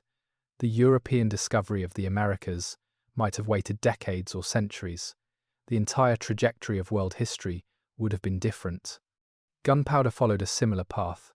Invented in China during the Tang Dynasty, initially used for fireworks and celebrations, gradually adapted for military purposes, creating weapons that would transform warfare. Chinese armies used gunpowder bombs and rockets by the 10th century, crude weapons by later standards, but revolutionary in their time, capable of terrifying enemies and breaking sieges that traditional weapons could not.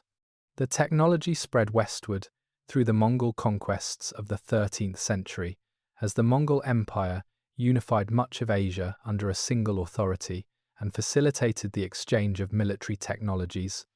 Craftsmen captured in one region being put to work in another, techniques observed in one campaign being replicated in the next. By the 14th century, gunpowder weapons were appearing in Islamic armies, and soon after in Europe, where they would be perfected into cannons and handguns that would render medieval fortifications obsolete and transform the balance of military power. The impact was revolutionary, literally, as gunpowder weapons enabled centralized states to overcome feudal aristocracies, as the expense of cannon and trained gunners favored kingdoms over local lords, as the defensive advantage of castle walls gave way to offensive capabilities that could breach any fortification. The modern state, some historians argue, was built on gunpowder, on the ability of central governments to monopolize the most effective military technology, and that technology had originated in China and spread through the networks of the Silk Road. Paper has already been mentioned, but its impact deserves emphasis. The way it transformed administration, scholarship, and eventually literacy itself, making written communication affordable and widespread in a way that parchment and papyrus never had. Islamic civilization, which adopted paper from Central Asia in the 8th century, built vast libraries and created a culture of learning that preserved and expanded upon Greek philosophy, Indian mathematics, and Persian literature, synthesizing knowledge from multiple traditions and adding original contributions that would later flow back to Europe. The House of Wisdom in Baghdad, established in the 9th century, exemplified this process. Scholars translating texts from Greek, Sanskrit, and Syriac into Arabic, making knowledge accessible across linguistic boundaries, debating ideas, conducting experiments, advancing understanding in mathematics, astronomy, medicine, and philosophy. This intellectual golden age would not have been possible without paper, without the ability to produce books cheaply enough that libraries could contain thousands of volumes, that scholars could own personal collections, that ideas could circulate widely, rather than being locked away in rare manuscripts. When paper technology reached Europe via Islamic Spain, it enabled similar transformations, preparing the ground for the Renaissance and the scientific revolution, making possible the printing press and the mass production of books that would democratize knowledge in unprecedented ways. The impact on religion was equally profound, as Buddhism spread along the Silk Road from India to China and beyond, becoming one of the world's great missionary religions. Adapting to new cultural contexts, while maintaining recognizable core teachings. The transmission was not automatic or easy. It required dedicated monks who learned multiple languages, who translated complex philosophical texts, who adapted Indian concepts to Chinese thought, who trained local disciples who would carry the tradition forward. The consequence was a transformed Buddhism, Chinese forms that incorporated Taoist and Confucian elements, schools of thought like Qian, which emphasized meditation over scripture, Pure Land, which stressed devotion and faith, forms that would spread to Korea, Japan, and Vietnam, becoming dominant expressions of Buddhist practice. Christianity's spread eastward along the Silk Road had less lasting impact, but was no less remarkable. Nestorian missionaries reaching China by the 7th century, establishing churches that would survive for several hundred years before being absorbed or eliminated during periods of religious persecution. The Nestorian presence in China left traces, inscriptions, and artifacts, evidence of a Christian community that had existed thousands of kilometers from its Mediterranean origins, that had translated scriptures into Chinese and adapted rituals to local customs, that had proven the adaptability and reach of the religion. Islam's spread along the Silk Road came later but was perhaps most enduring. Arab and Persian merchants establishing Muslim communities in Chinese cities from the 8th century onward, bringing not just religion but also architectural styles, artistic motifs, and culinary traditions that would become permanent parts of Chinese culture. The impact on art was visible in every Silk Road city, in the synthesis of styles that created forms neither purely Eastern nor purely Western, but uniquely Central Asian. Greco-Buddhist sculpture that blended Greek naturalism with Buddhist iconography, Persian miniatures that incorporated Chinese landscape techniques, Chinese paintings that depicted Persian merchants and Indian monks. The aesthetic vocabulary was shared, motifs travelling along with goods and ideas, artists studying foreign styles and incorporating what they found useful, patrons demanding works that demonstrated cosmopolitan sophistication by blending multiple traditions.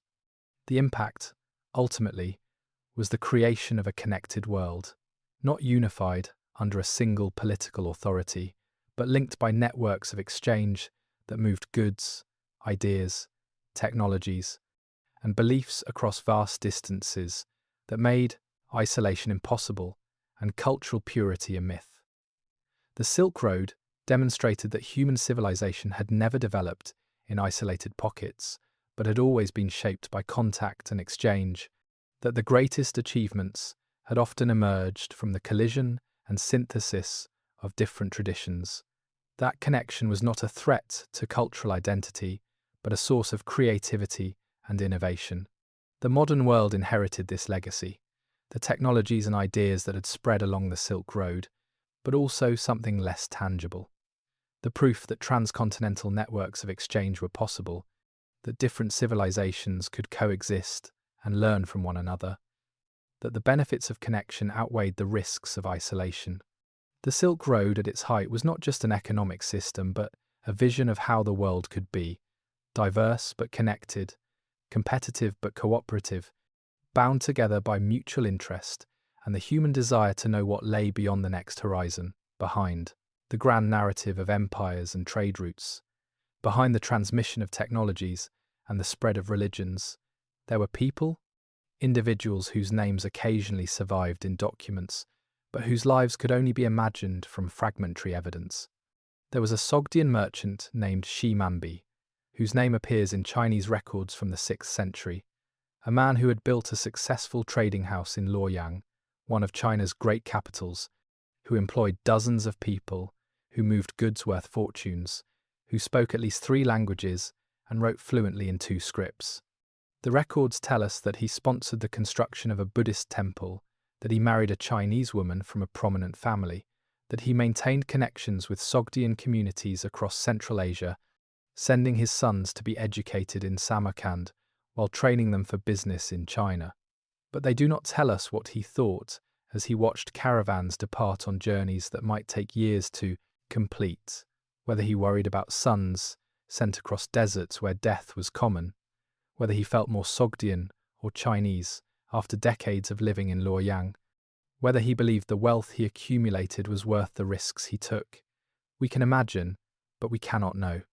There was a camel driver whose name was never recorded, who appears only as a figure in a mural at Dunhuang, leading a string of Bactrian camels laden with goods, his face weathered by sun and wind, his expression one of weary determination.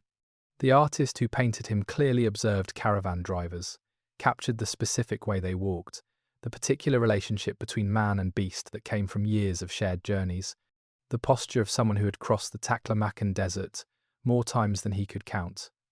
What was his life like? How had he learned his craft?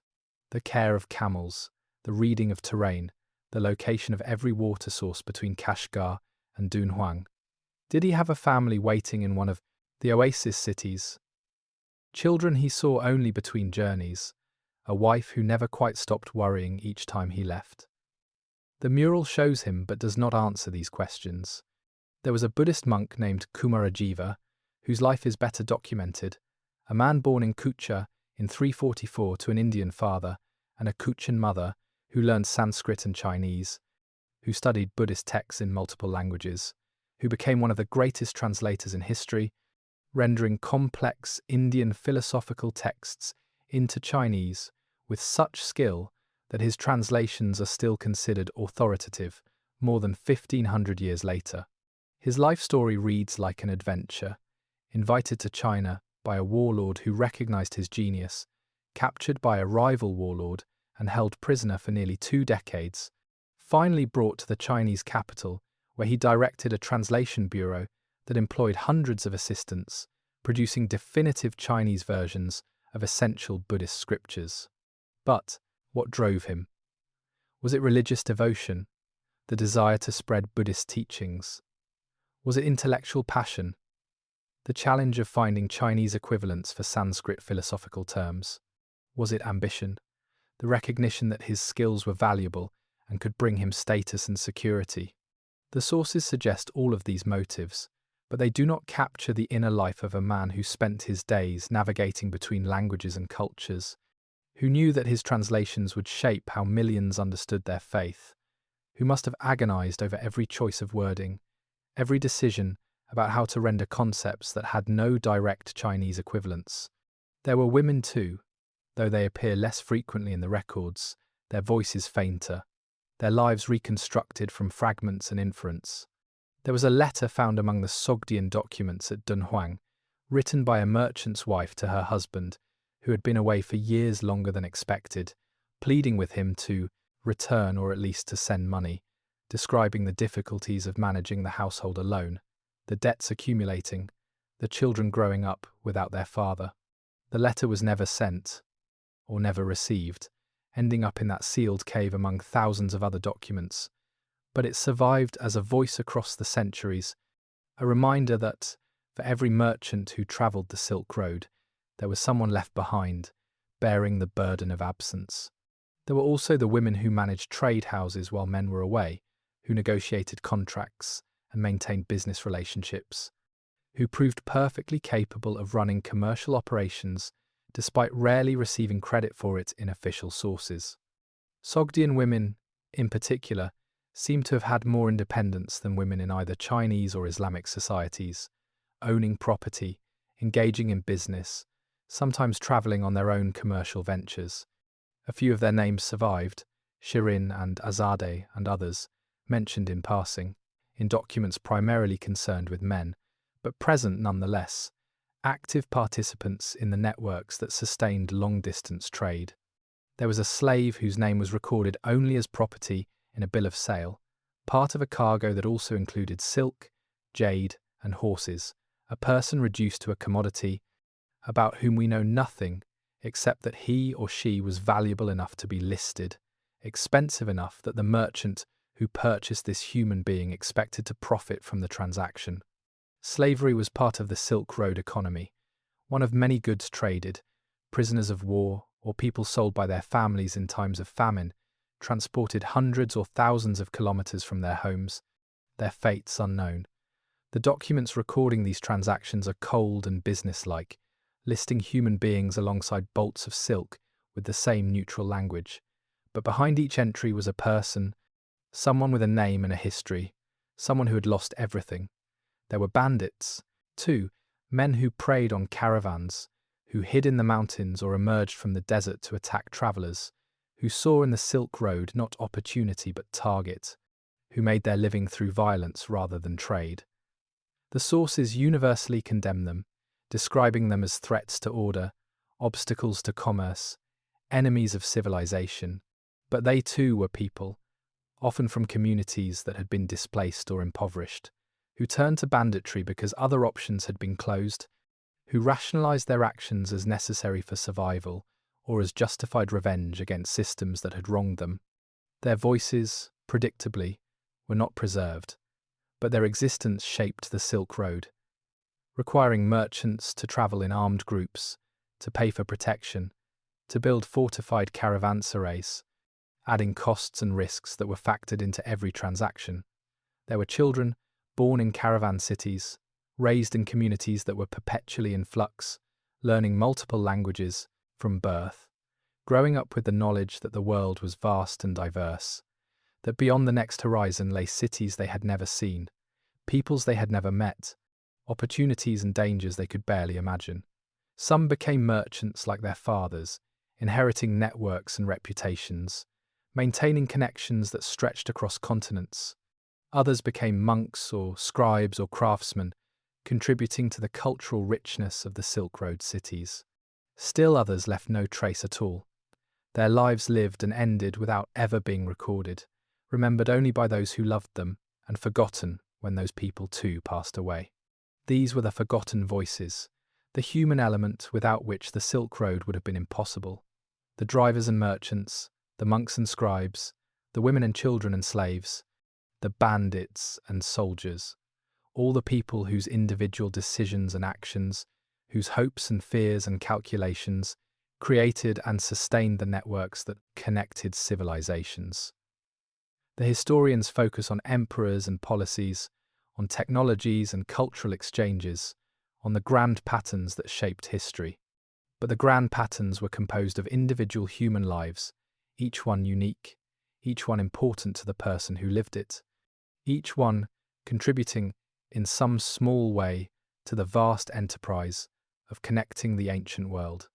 Not everyone welcomed the caravans that crossed the deserts and mountains, and the resistance, when it came, took forms both violent and subtle, from armed bandits who made the routes impassable to empires that sought to control and profit from the trade they could not prevent. The most immediate opposition came from those who lived by preying on merchants, bandits who understood that caravans carried wealth concentrated in portable form, that a successful raid could yield more profit than years of honest labour, that the vast distances between oasis cities created opportunities for ambush that were difficult to defend against. The deserts and mountain passes were ideal terrain for banditry, places where small groups could hide and observe, where escape routes existed in every direction, where pursuing forces could be led into waterless wastes and left to die. Merchants travelling alone or in small groups were easy targets, their goods stolen, their animals taken, their lives ended unless they were valuable enough to ransom. Even large caravans with armed guards were vulnerable, particularly in the narrow defiles of mountain passes or during sandstorms that reduced visibility to nothing. The documents from Turfan and Dunhuang recorded the constant anxiety about banditry, letters that discussed routes to avoid, guards to hire, precautions to take. One merchant wrote to his partner describing how their caravan had been attacked at night, how they had lost half their goods and several men before the bandits withdrew, how the survivors had limped into the next city barely alive, their profit transformed into devastating loss. The response to banditry was infrastructure, the building of fortified caravanserais at regular intervals, way stations where travellers could find protection behind thick walls, where guards could be stationed, where water and supplies could be secured against siege. Some of these caravanserais were built by local rulers who profited from tolls and trade taxes, who understood that security was necessary for commerce and that commerce enriched their territories. Others were maintained by merchant guilds or religious foundations, acts of charity that also served practical purposes, creating networks of mutual support that made long-distance trade less perilous. But banditry never disappeared entirely. It simply adapted, becoming more sophisticated, targeting smaller caravans or those that strayed from protected routes, sometimes operating with the tacit approval or active participation of local officials who took a share of the plunder. The line between bandit and warlord was often thin, between outlaw and local ruler barely visible, particularly in periods when central authority weakened and power fragmented among those who controlled key routes or resources. Another form of opposition came from empires that sought to monopolize trade, to extract maximum profit from the goods flowing through their territories, to control rather than facilitate exchange. The Sasanian Empire of Persia, which dominated the western portions of the Silk Road from the 3rd to 7th centuries, saw trade as a source of revenue and strategic advantage, imposing heavy tariffs, restricting which merchants could operate, attempting to control the flow of goods to benefit Persian interests. The Sasanian rulers understood that silk coming from China was immensely valuable in Roman markets, that they occupied the crucial middle position on the trade routes, that they could profit enormously by serving as intermediaries or suffer strategically if trade found alternative routes that bypassed Persian territory. So they built infrastructure to encourage trade through Persia, established markets and caravanserais, provided security and adjudication of disputes. But they also imposed costs, tariffs that could reach 30% of a cargo's value, restrictions on which goods could be exported, requirements that foreign merchants work through Persian intermediaries. The consequence was that merchants constantly sought ways to avoid or minimize Persian control, developing alternative routes through the Caucasus or around the southern shores of the Caspian Sea, paying bribes to officials to reduce tariffs, smuggling goods to avoid taxes entirely. The Sasanians responded with greater controls, more officials, stricter enforcement, creating a kind of economic warfare between the empire and the merchants who operated within its territory. The Byzantine Empire, Rome's successor in the eastern Mediterranean, took similar approaches, attempting to monopolize the silk trade by developing their own sericulture after silkworm eggs were smuggled out of China in the 6th century, imposing state control over silk production and distribution, trying to prevent silk from reaching enemies or rivals. But market forces proved stronger than imperial edicts. Smuggling flourished, alternative routes developed, and the attempt to control trade through government monopoly largely failed, achieving only partial success at enormous administrative cost. The most effective opposition to the Silk Road came not from human resistance but from environmental factors, the deserts and mountains that made travel dangerous, the climate changes that could shift water sources and make established routes impassable, the simple reality that sustaining transcontinental trade required conditions that were never entirely stable. Water was the critical resource. The oasis cities dependent on rivers, fed by glaciers in distant mountains, on underground aquifers, accessed through wells, on careful irrigation systems that maximized every drop. When climate patterns shifted, when rivers changed course or dried up, when wells went saline or ran dry, the cities died, their populations fleeing to places where water still flowed, their buildings abandoned to the desert, their role in the trade networks assumed by other cities in more fortunate locations. The buried cities of the Taklamakan were monuments to this environmental vulnerability, places like Naya and Miran that had thrived for centuries before the water failed and the desert claimed them. The documents found in these cities recorded the final years, the increasing desperation as water became scarce, the disputes over what little remained, the eventual decision to abandon settlements that had been home for generations.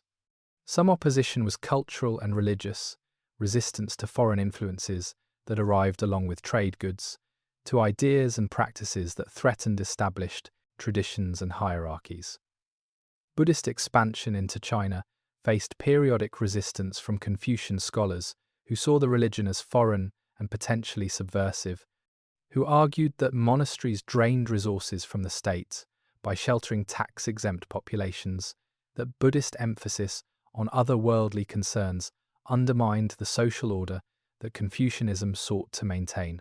Several Chinese dynasties conducted persecutions of Buddhism, destroying monasteries, forcing monks and nuns to return to lay life, attempting to erase foreign religious influence and restore purely Chinese traditions.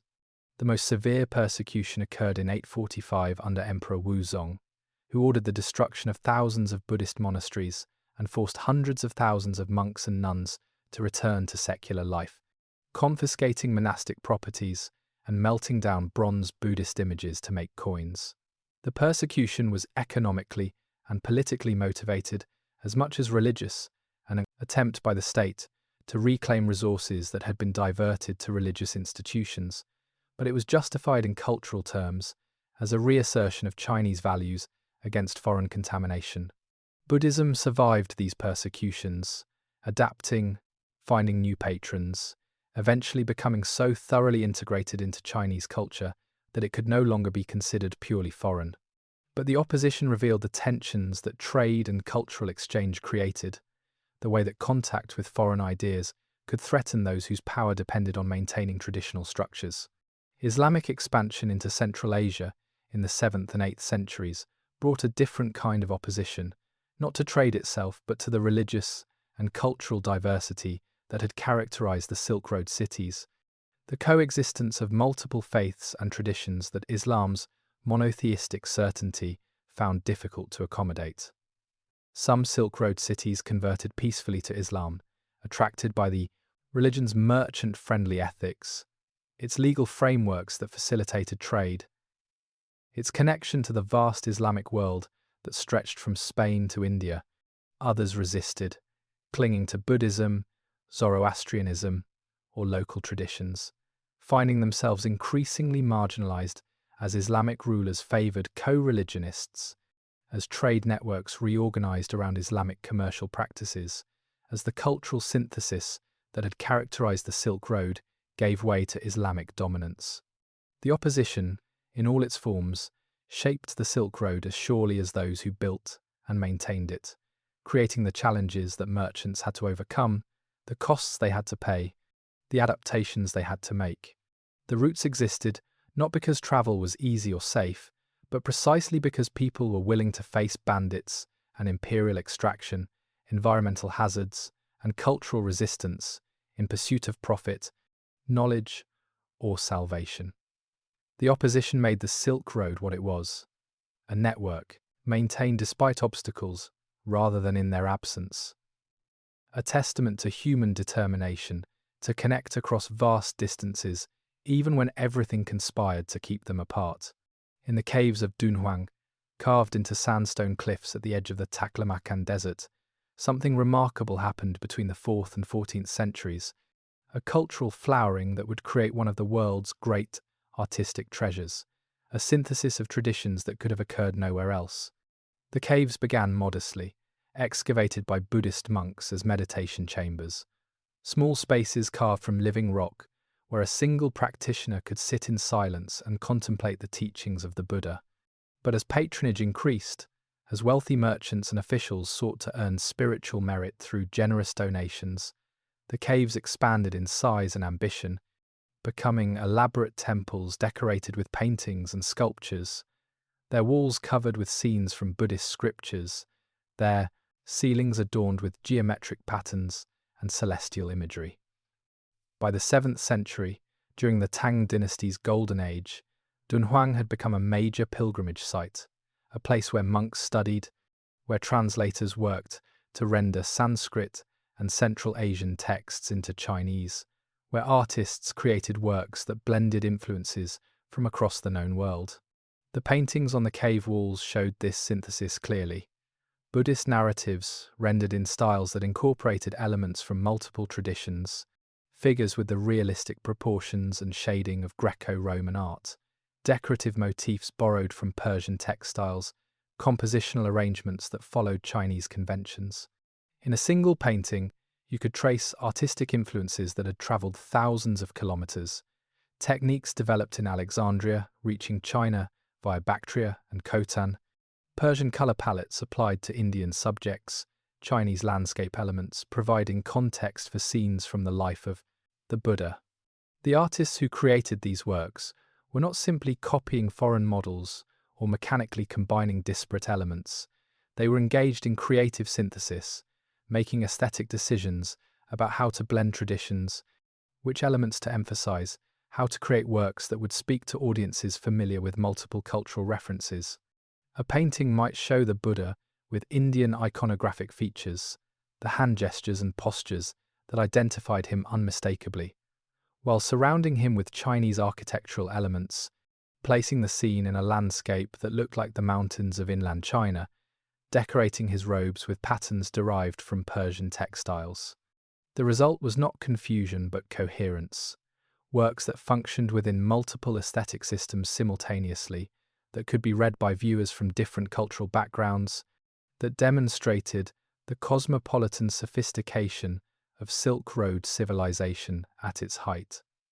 The cave libraries contained similar evidence of cultural synthesis, texts in multiple languages, often copied by the same scribes, Buddhist sutras translated from Sanskrit into Chinese, Tibetan, and Central Asian languages, sometimes with notes comparing different versions, discussing translation choices, debating interpretations.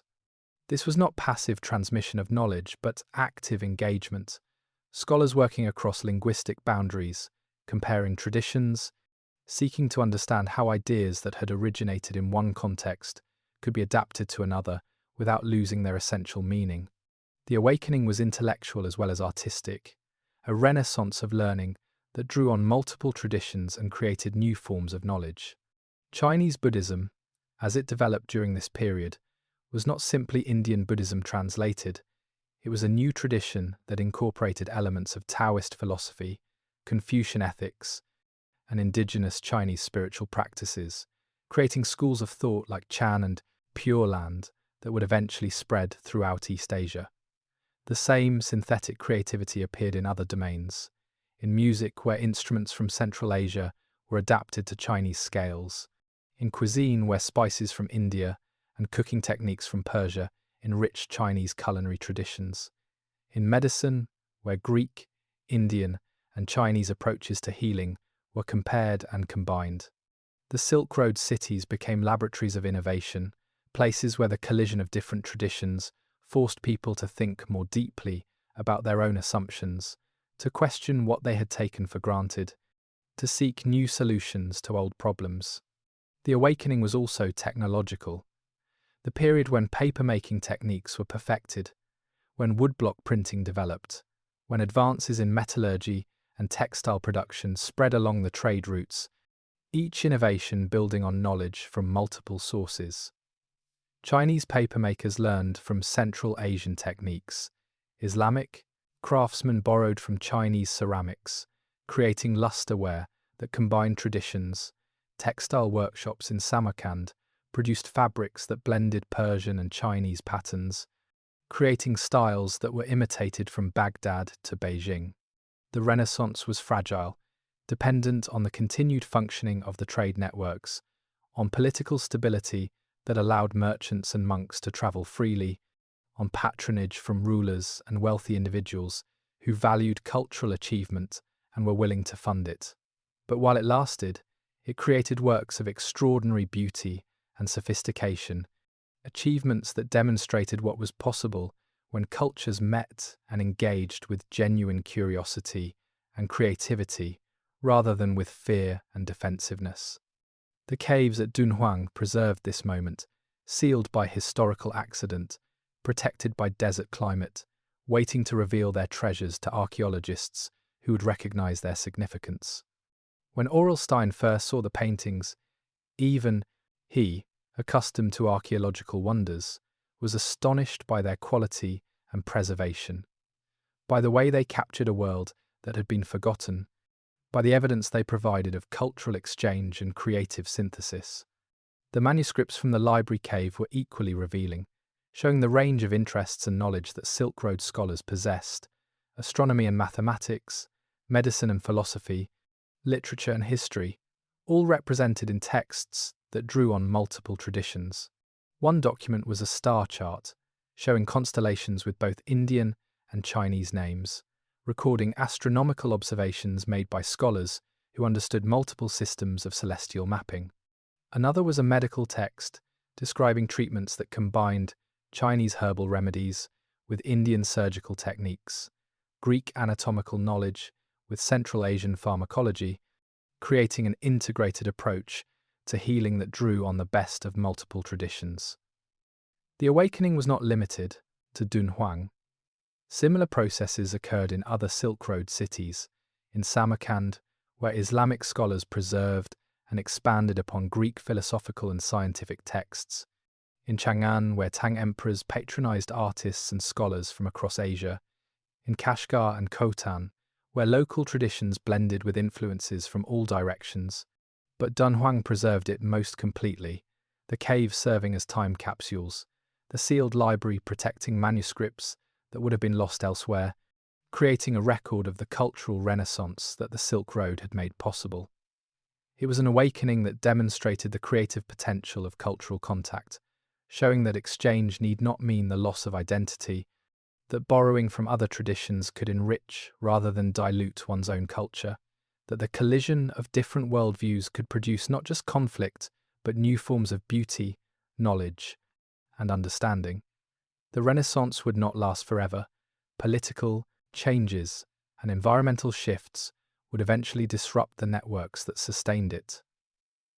But what it created endured, preserved in caves and manuscripts, in artistic techniques and intellectual traditions, in the memory of a time when the world had been connected and cultures had met as partners in a great enterprise of exchange and discovery. The deepest truth about the Silk Road is not what was traded or how far goods travelled, not which technologies spread or which religions found new homes in distant lands, though all of these things were real and important.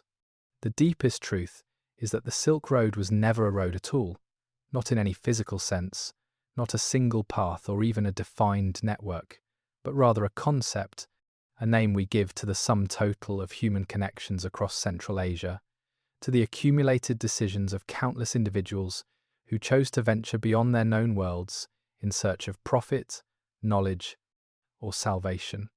There was no authority that planned the Silk Road, no emperor who decreed its routes, no council of merchants that organized its operation, no religious leader who blessed its creation. It emerged spontaneously from individual choices, from merchants who noticed price differences between markets and saw opportunity, from monks who believed their faith should spread, from craftsmen who wanted to learn new techniques, from adventurers who simply wanted to see what lay beyond the next horizon.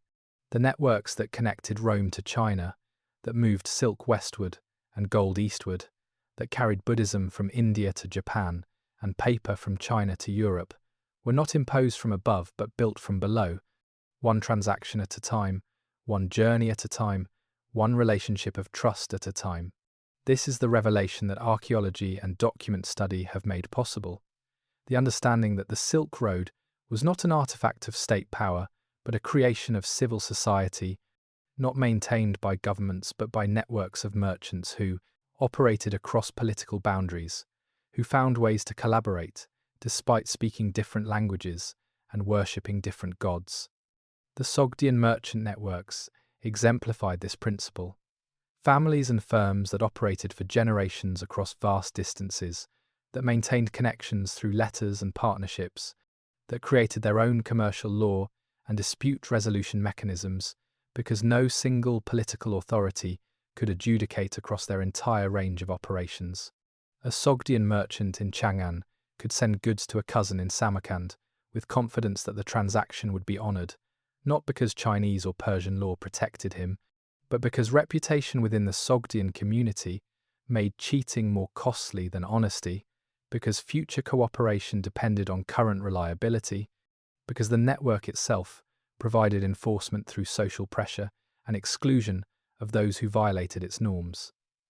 This was not naive trust, but rational calculation, reputation as capital, relationships as infrastructure, the network itself as institution. The revelation challenges the state-centric view of history. the assumption that important things are done by governments, that connections between peoples required diplomatic treaties and imperial administration. The Silk Road proved that ordinary people, acting in their own interests, pursuing private goals, could create systems of exchange and cooperation that spanned continents, that endured for centuries, that shaped the development of multiple civilizations. Governments certainly mattered. Their decisions to secure routes or extract tolls, to encourage or restrict trade, affected the volume and direction of exchange.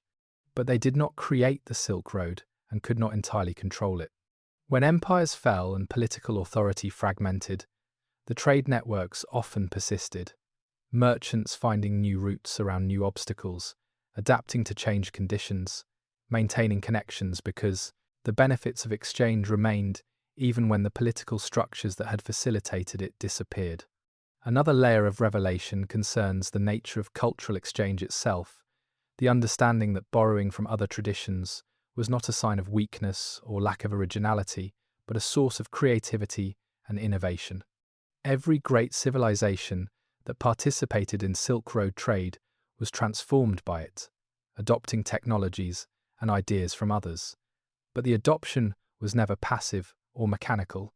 It was always creative, adapting foreign innovations to local contexts, combining elements from multiple sources to create something new.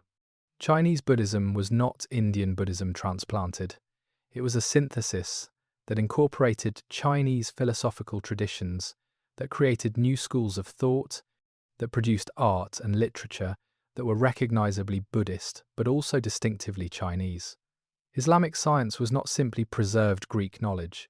It was an active tradition that combined Greek philosophy with Indian mathematics, Persian astronomy with Egyptian medicine, creating new syntheses that advanced human understanding. The revelation is that cultural purity is a myth, that every tradition we consider distinctive or authentic is actually a hybrid, the result of centuries of exchange and borrowing, that the attempt to isolate cultures from foreign influence is not preservation but ossification. The Silk Road demonstrated this truth repeatedly, showing that the most creative periods in multiple civilizations occurred precisely when exchange was most active, when foreign influences were welcomed and adapted, when scholars and artists engaged with traditions other than their own. But perhaps the most profound revelation concerns the fragility of connection, the understanding that the networks which seem permanent can disappear, that knowledge can be lost, that the achievements of one age can be forgotten by the next.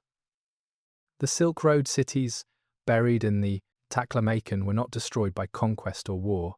They were abandoned when environmental conditions changed, when water sources failed, when the glaciers that fed the rivers began to shrink, when climate patterns shifted in ways that made continued habitation impossible. The people left, taking with them what they could carry, abandoning the rest. And within a generation, the cities had been swallowed by sand, their existence becoming legend, their achievements forgotten. This could happen to any civilization, the revelation suggests. The networks we depend on are more fragile than we imagine. The knowledge we take for granted could be lost.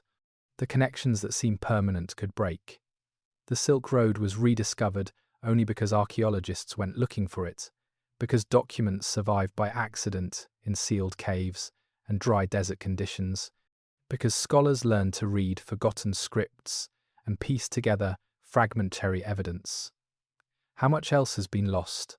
How many other networks of exchange and creativity have existed and vanished, leaving no trace, their achievements erased from memory, their lessons unlearned? The revelation is both humbling and inspiring. Humbling because it shows how easily human achievement can be forgotten, how thoroughly the past can be erased, but inspiring because it demonstrates that connection is possible, that people separated by vast distances and profound cultural differences can find ways to cooperate, to exchange, to learn from one another. The Silk Road was not unique in principle, only in scale and duration. The same impulse to connect, to trade, to share knowledge operates in every age, creating networks that bind humanity together despite all the forces that push us apart. The deepest historical truth is that we have always been connected, that isolation is the anomaly and exchange the norm, that human civilization is not a collection of separate stories, but a single shared narrative, complex and contested, but fundamentally unified by our common humanity and our endless curiosity about what lies beyond our immediate experience. The Silk Road proves this truth, carved in stone, written in forgotten languages, preserved by desert sand, waiting for each generation to rediscover it. The story of the Silk Road, recovered from sand and silence, holds up a mirror to our own age, reflecting questions about globalization, cultural exchange, and the costs and benefits of connection that feel remarkably contemporary despite originating in the ancient world. We live in an era of unprecedented global integration, where goods circle the earth in container ships and cargo planes, where information travels at the speed of light across fiber optic cables, where a person can communicate instantly with someone on the other side of the planet. We call this globalization and treat it as something new, a phenomenon of the late 20th and early 21st centuries, enabled by modern technology and multinational corporations.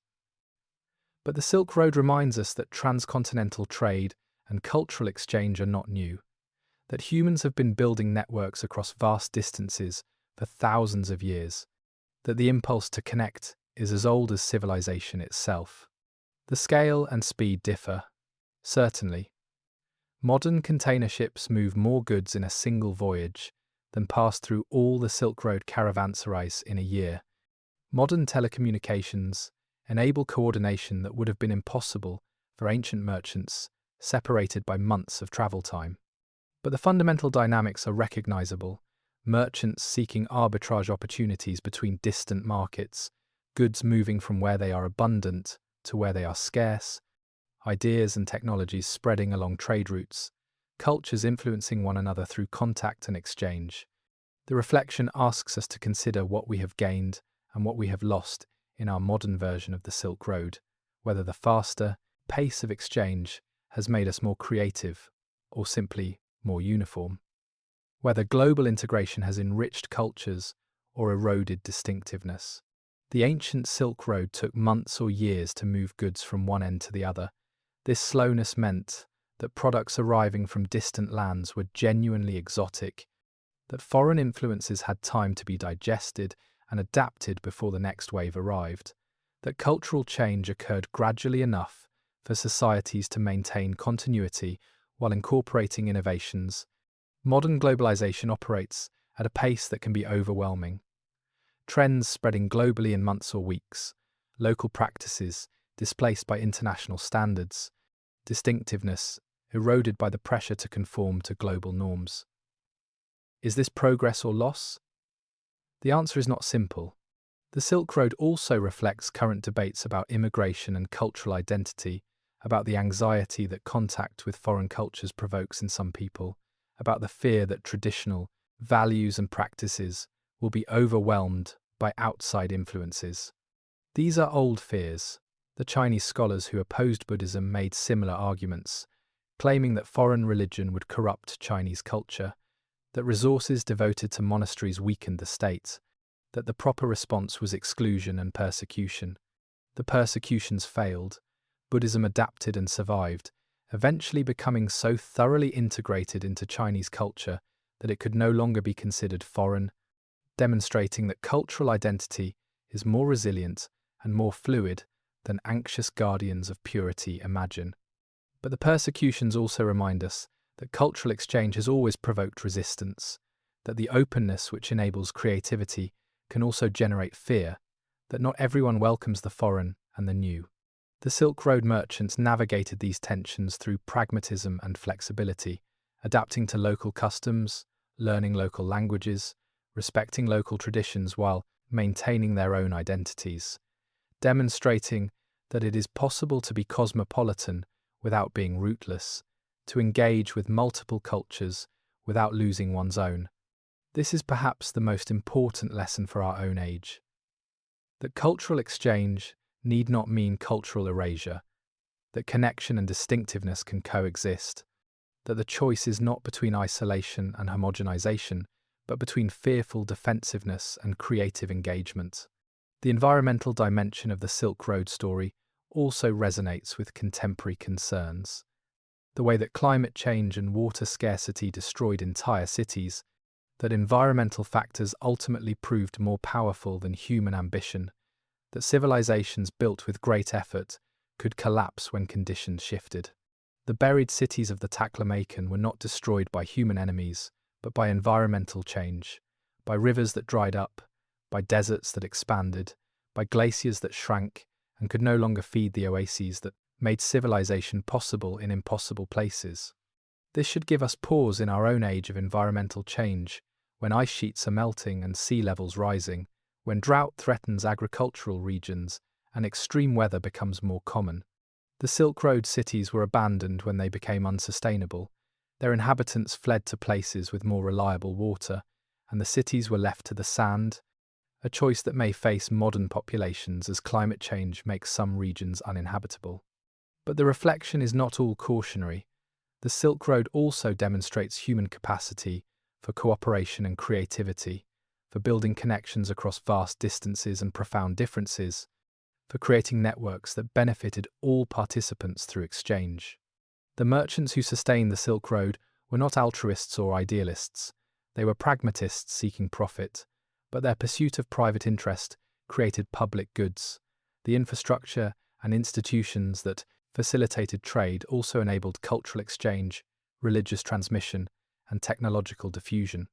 This suggests that systems of exchange can align private interests with collective benefits, that the profit motive can drive cooperation as easily as conflict, that trade can be a force for peace and understanding, as well as a source of wealth. The modern global economy is often criticized for inequality and exploitation, for environmental destruction and cultural imperialism. And these criticisms have merit, but the Silk Road reminds us that exchange itself is not the problem, that transcontinental trade and cultural contact can enrich rather than impoverish, can create rather than destroy. The question is not whether to connect, but how to do so in ways that are sustainable and equitable, that preserve what is valuable in distinct traditions, while allowing for the creativity that comes from mixing and synthesis.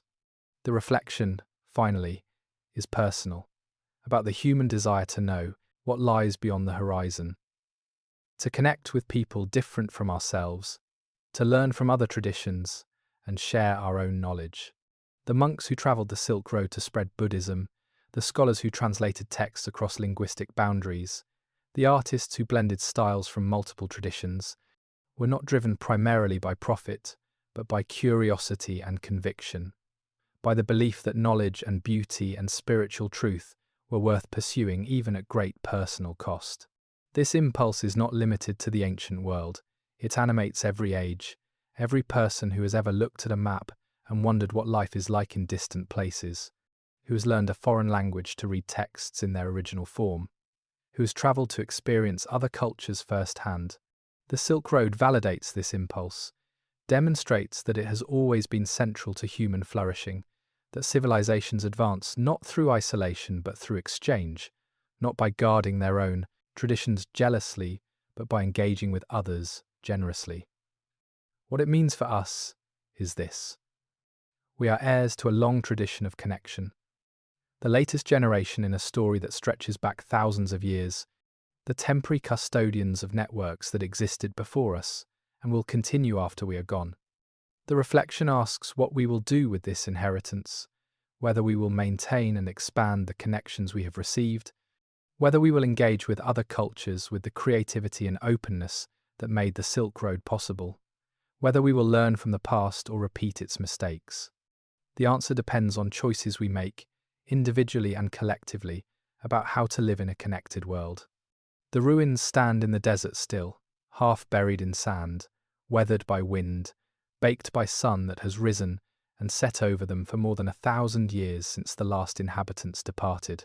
The walls of Nia rise from the dunes like broken teeth, mud brick eroded but recognizable. Rooms that once sheltered merchants and their families now open to the sky. Floors covered with sand that shifts and reveals, and conceals again with every windstorm that sweeps across the Taklamakan. At Miran, the Buddhist monastery walls still bear traces of paintings, faces of bodhisattvas that once looked down with compassion on worshippers now staring out at emptiness. Their colours faded, but their forms still discernible to those who know how to look, who understand what they are seeing. At Dunhuang, the caves remain, hundreds of them carved into the sandstone cliffs, most stripped of their treasures, their manuscripts and paintings dispersed to museums around the world, but the spaces themselves unchanged, still echoing with the prayers of monks who meditated here centuries ago.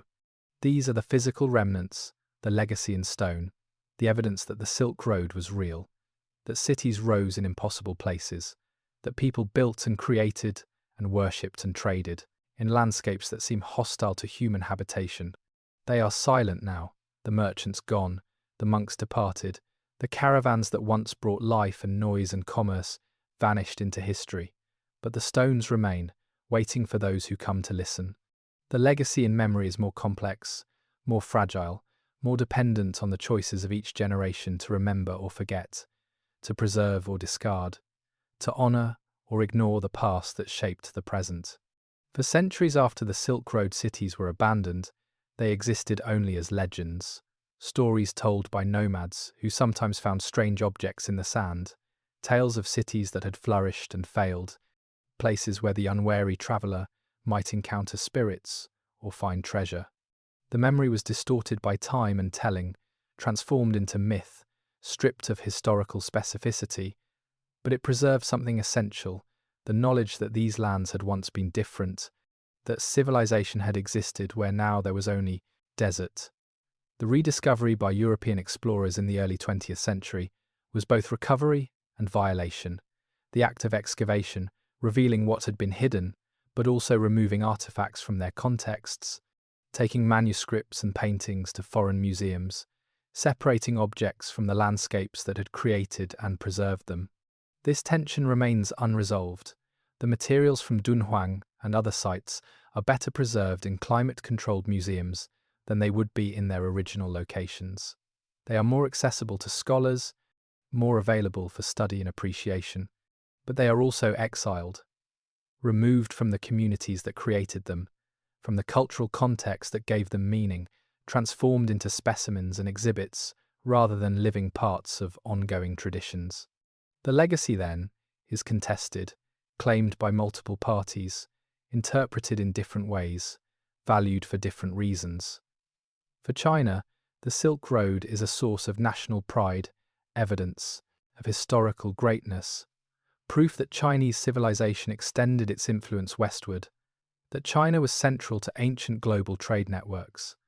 The memory validated the Belt and Road Initiative, a modern project explicitly linked to Silk Road heritage. For Central Asian nations, the Silk Road represents their own forgotten greatness, a time when their cities were centers of civilization rather than peripheral regions, when Sogdian merchants and Bactrian artists contributed to global culture, when their lands were crossroads rather than backwaters. For scholars worldwide, the Silk Road offers endless research opportunities, questions still unanswered, sites still unexcavated, documents still untranslated. The legacy is intellectual, the promise of continued discovery. But perhaps the most important legacy is the lesson it teaches about human connection, about our capacity to create networks that transcend political boundaries, cultural differences, and vast distances.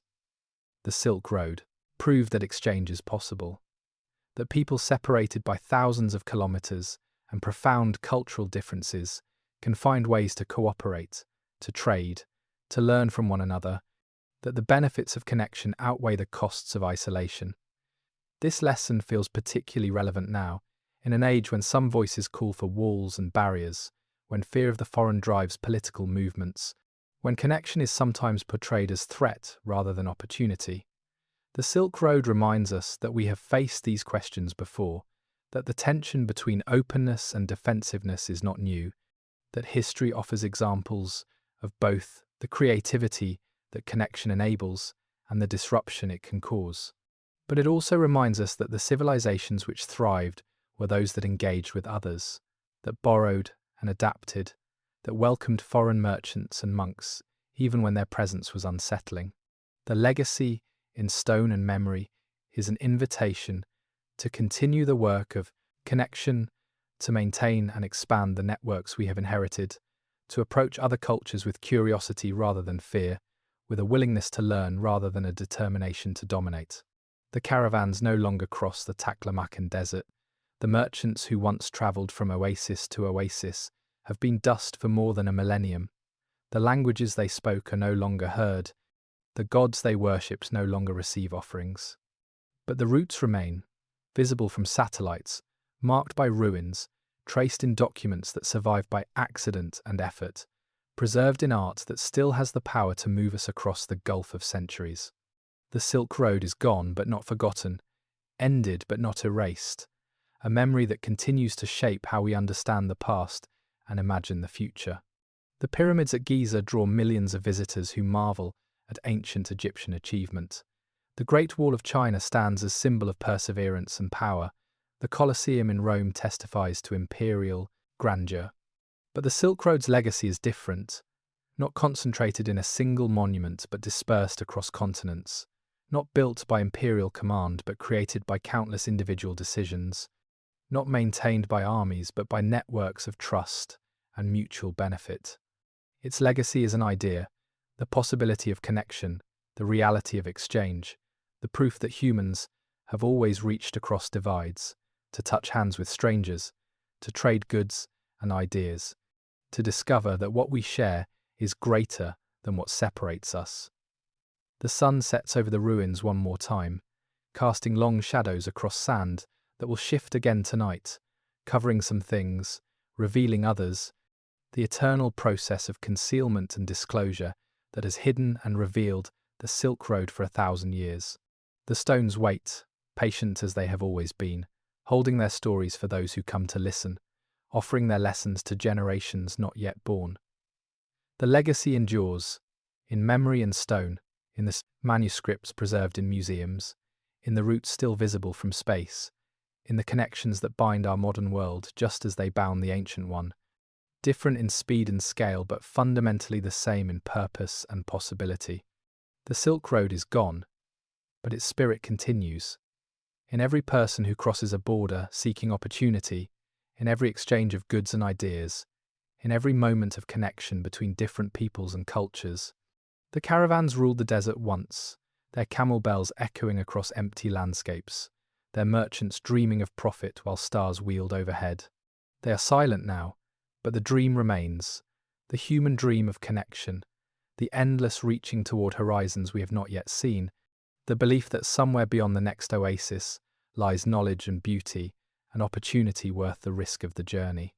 This is the legacy that endures, carved not in stone alone but in the human heart, the knowledge that we are capable of connection, that distance and difference need not divide us, that the Silk Road, though ended, can begin again in every generation that chooses to remember.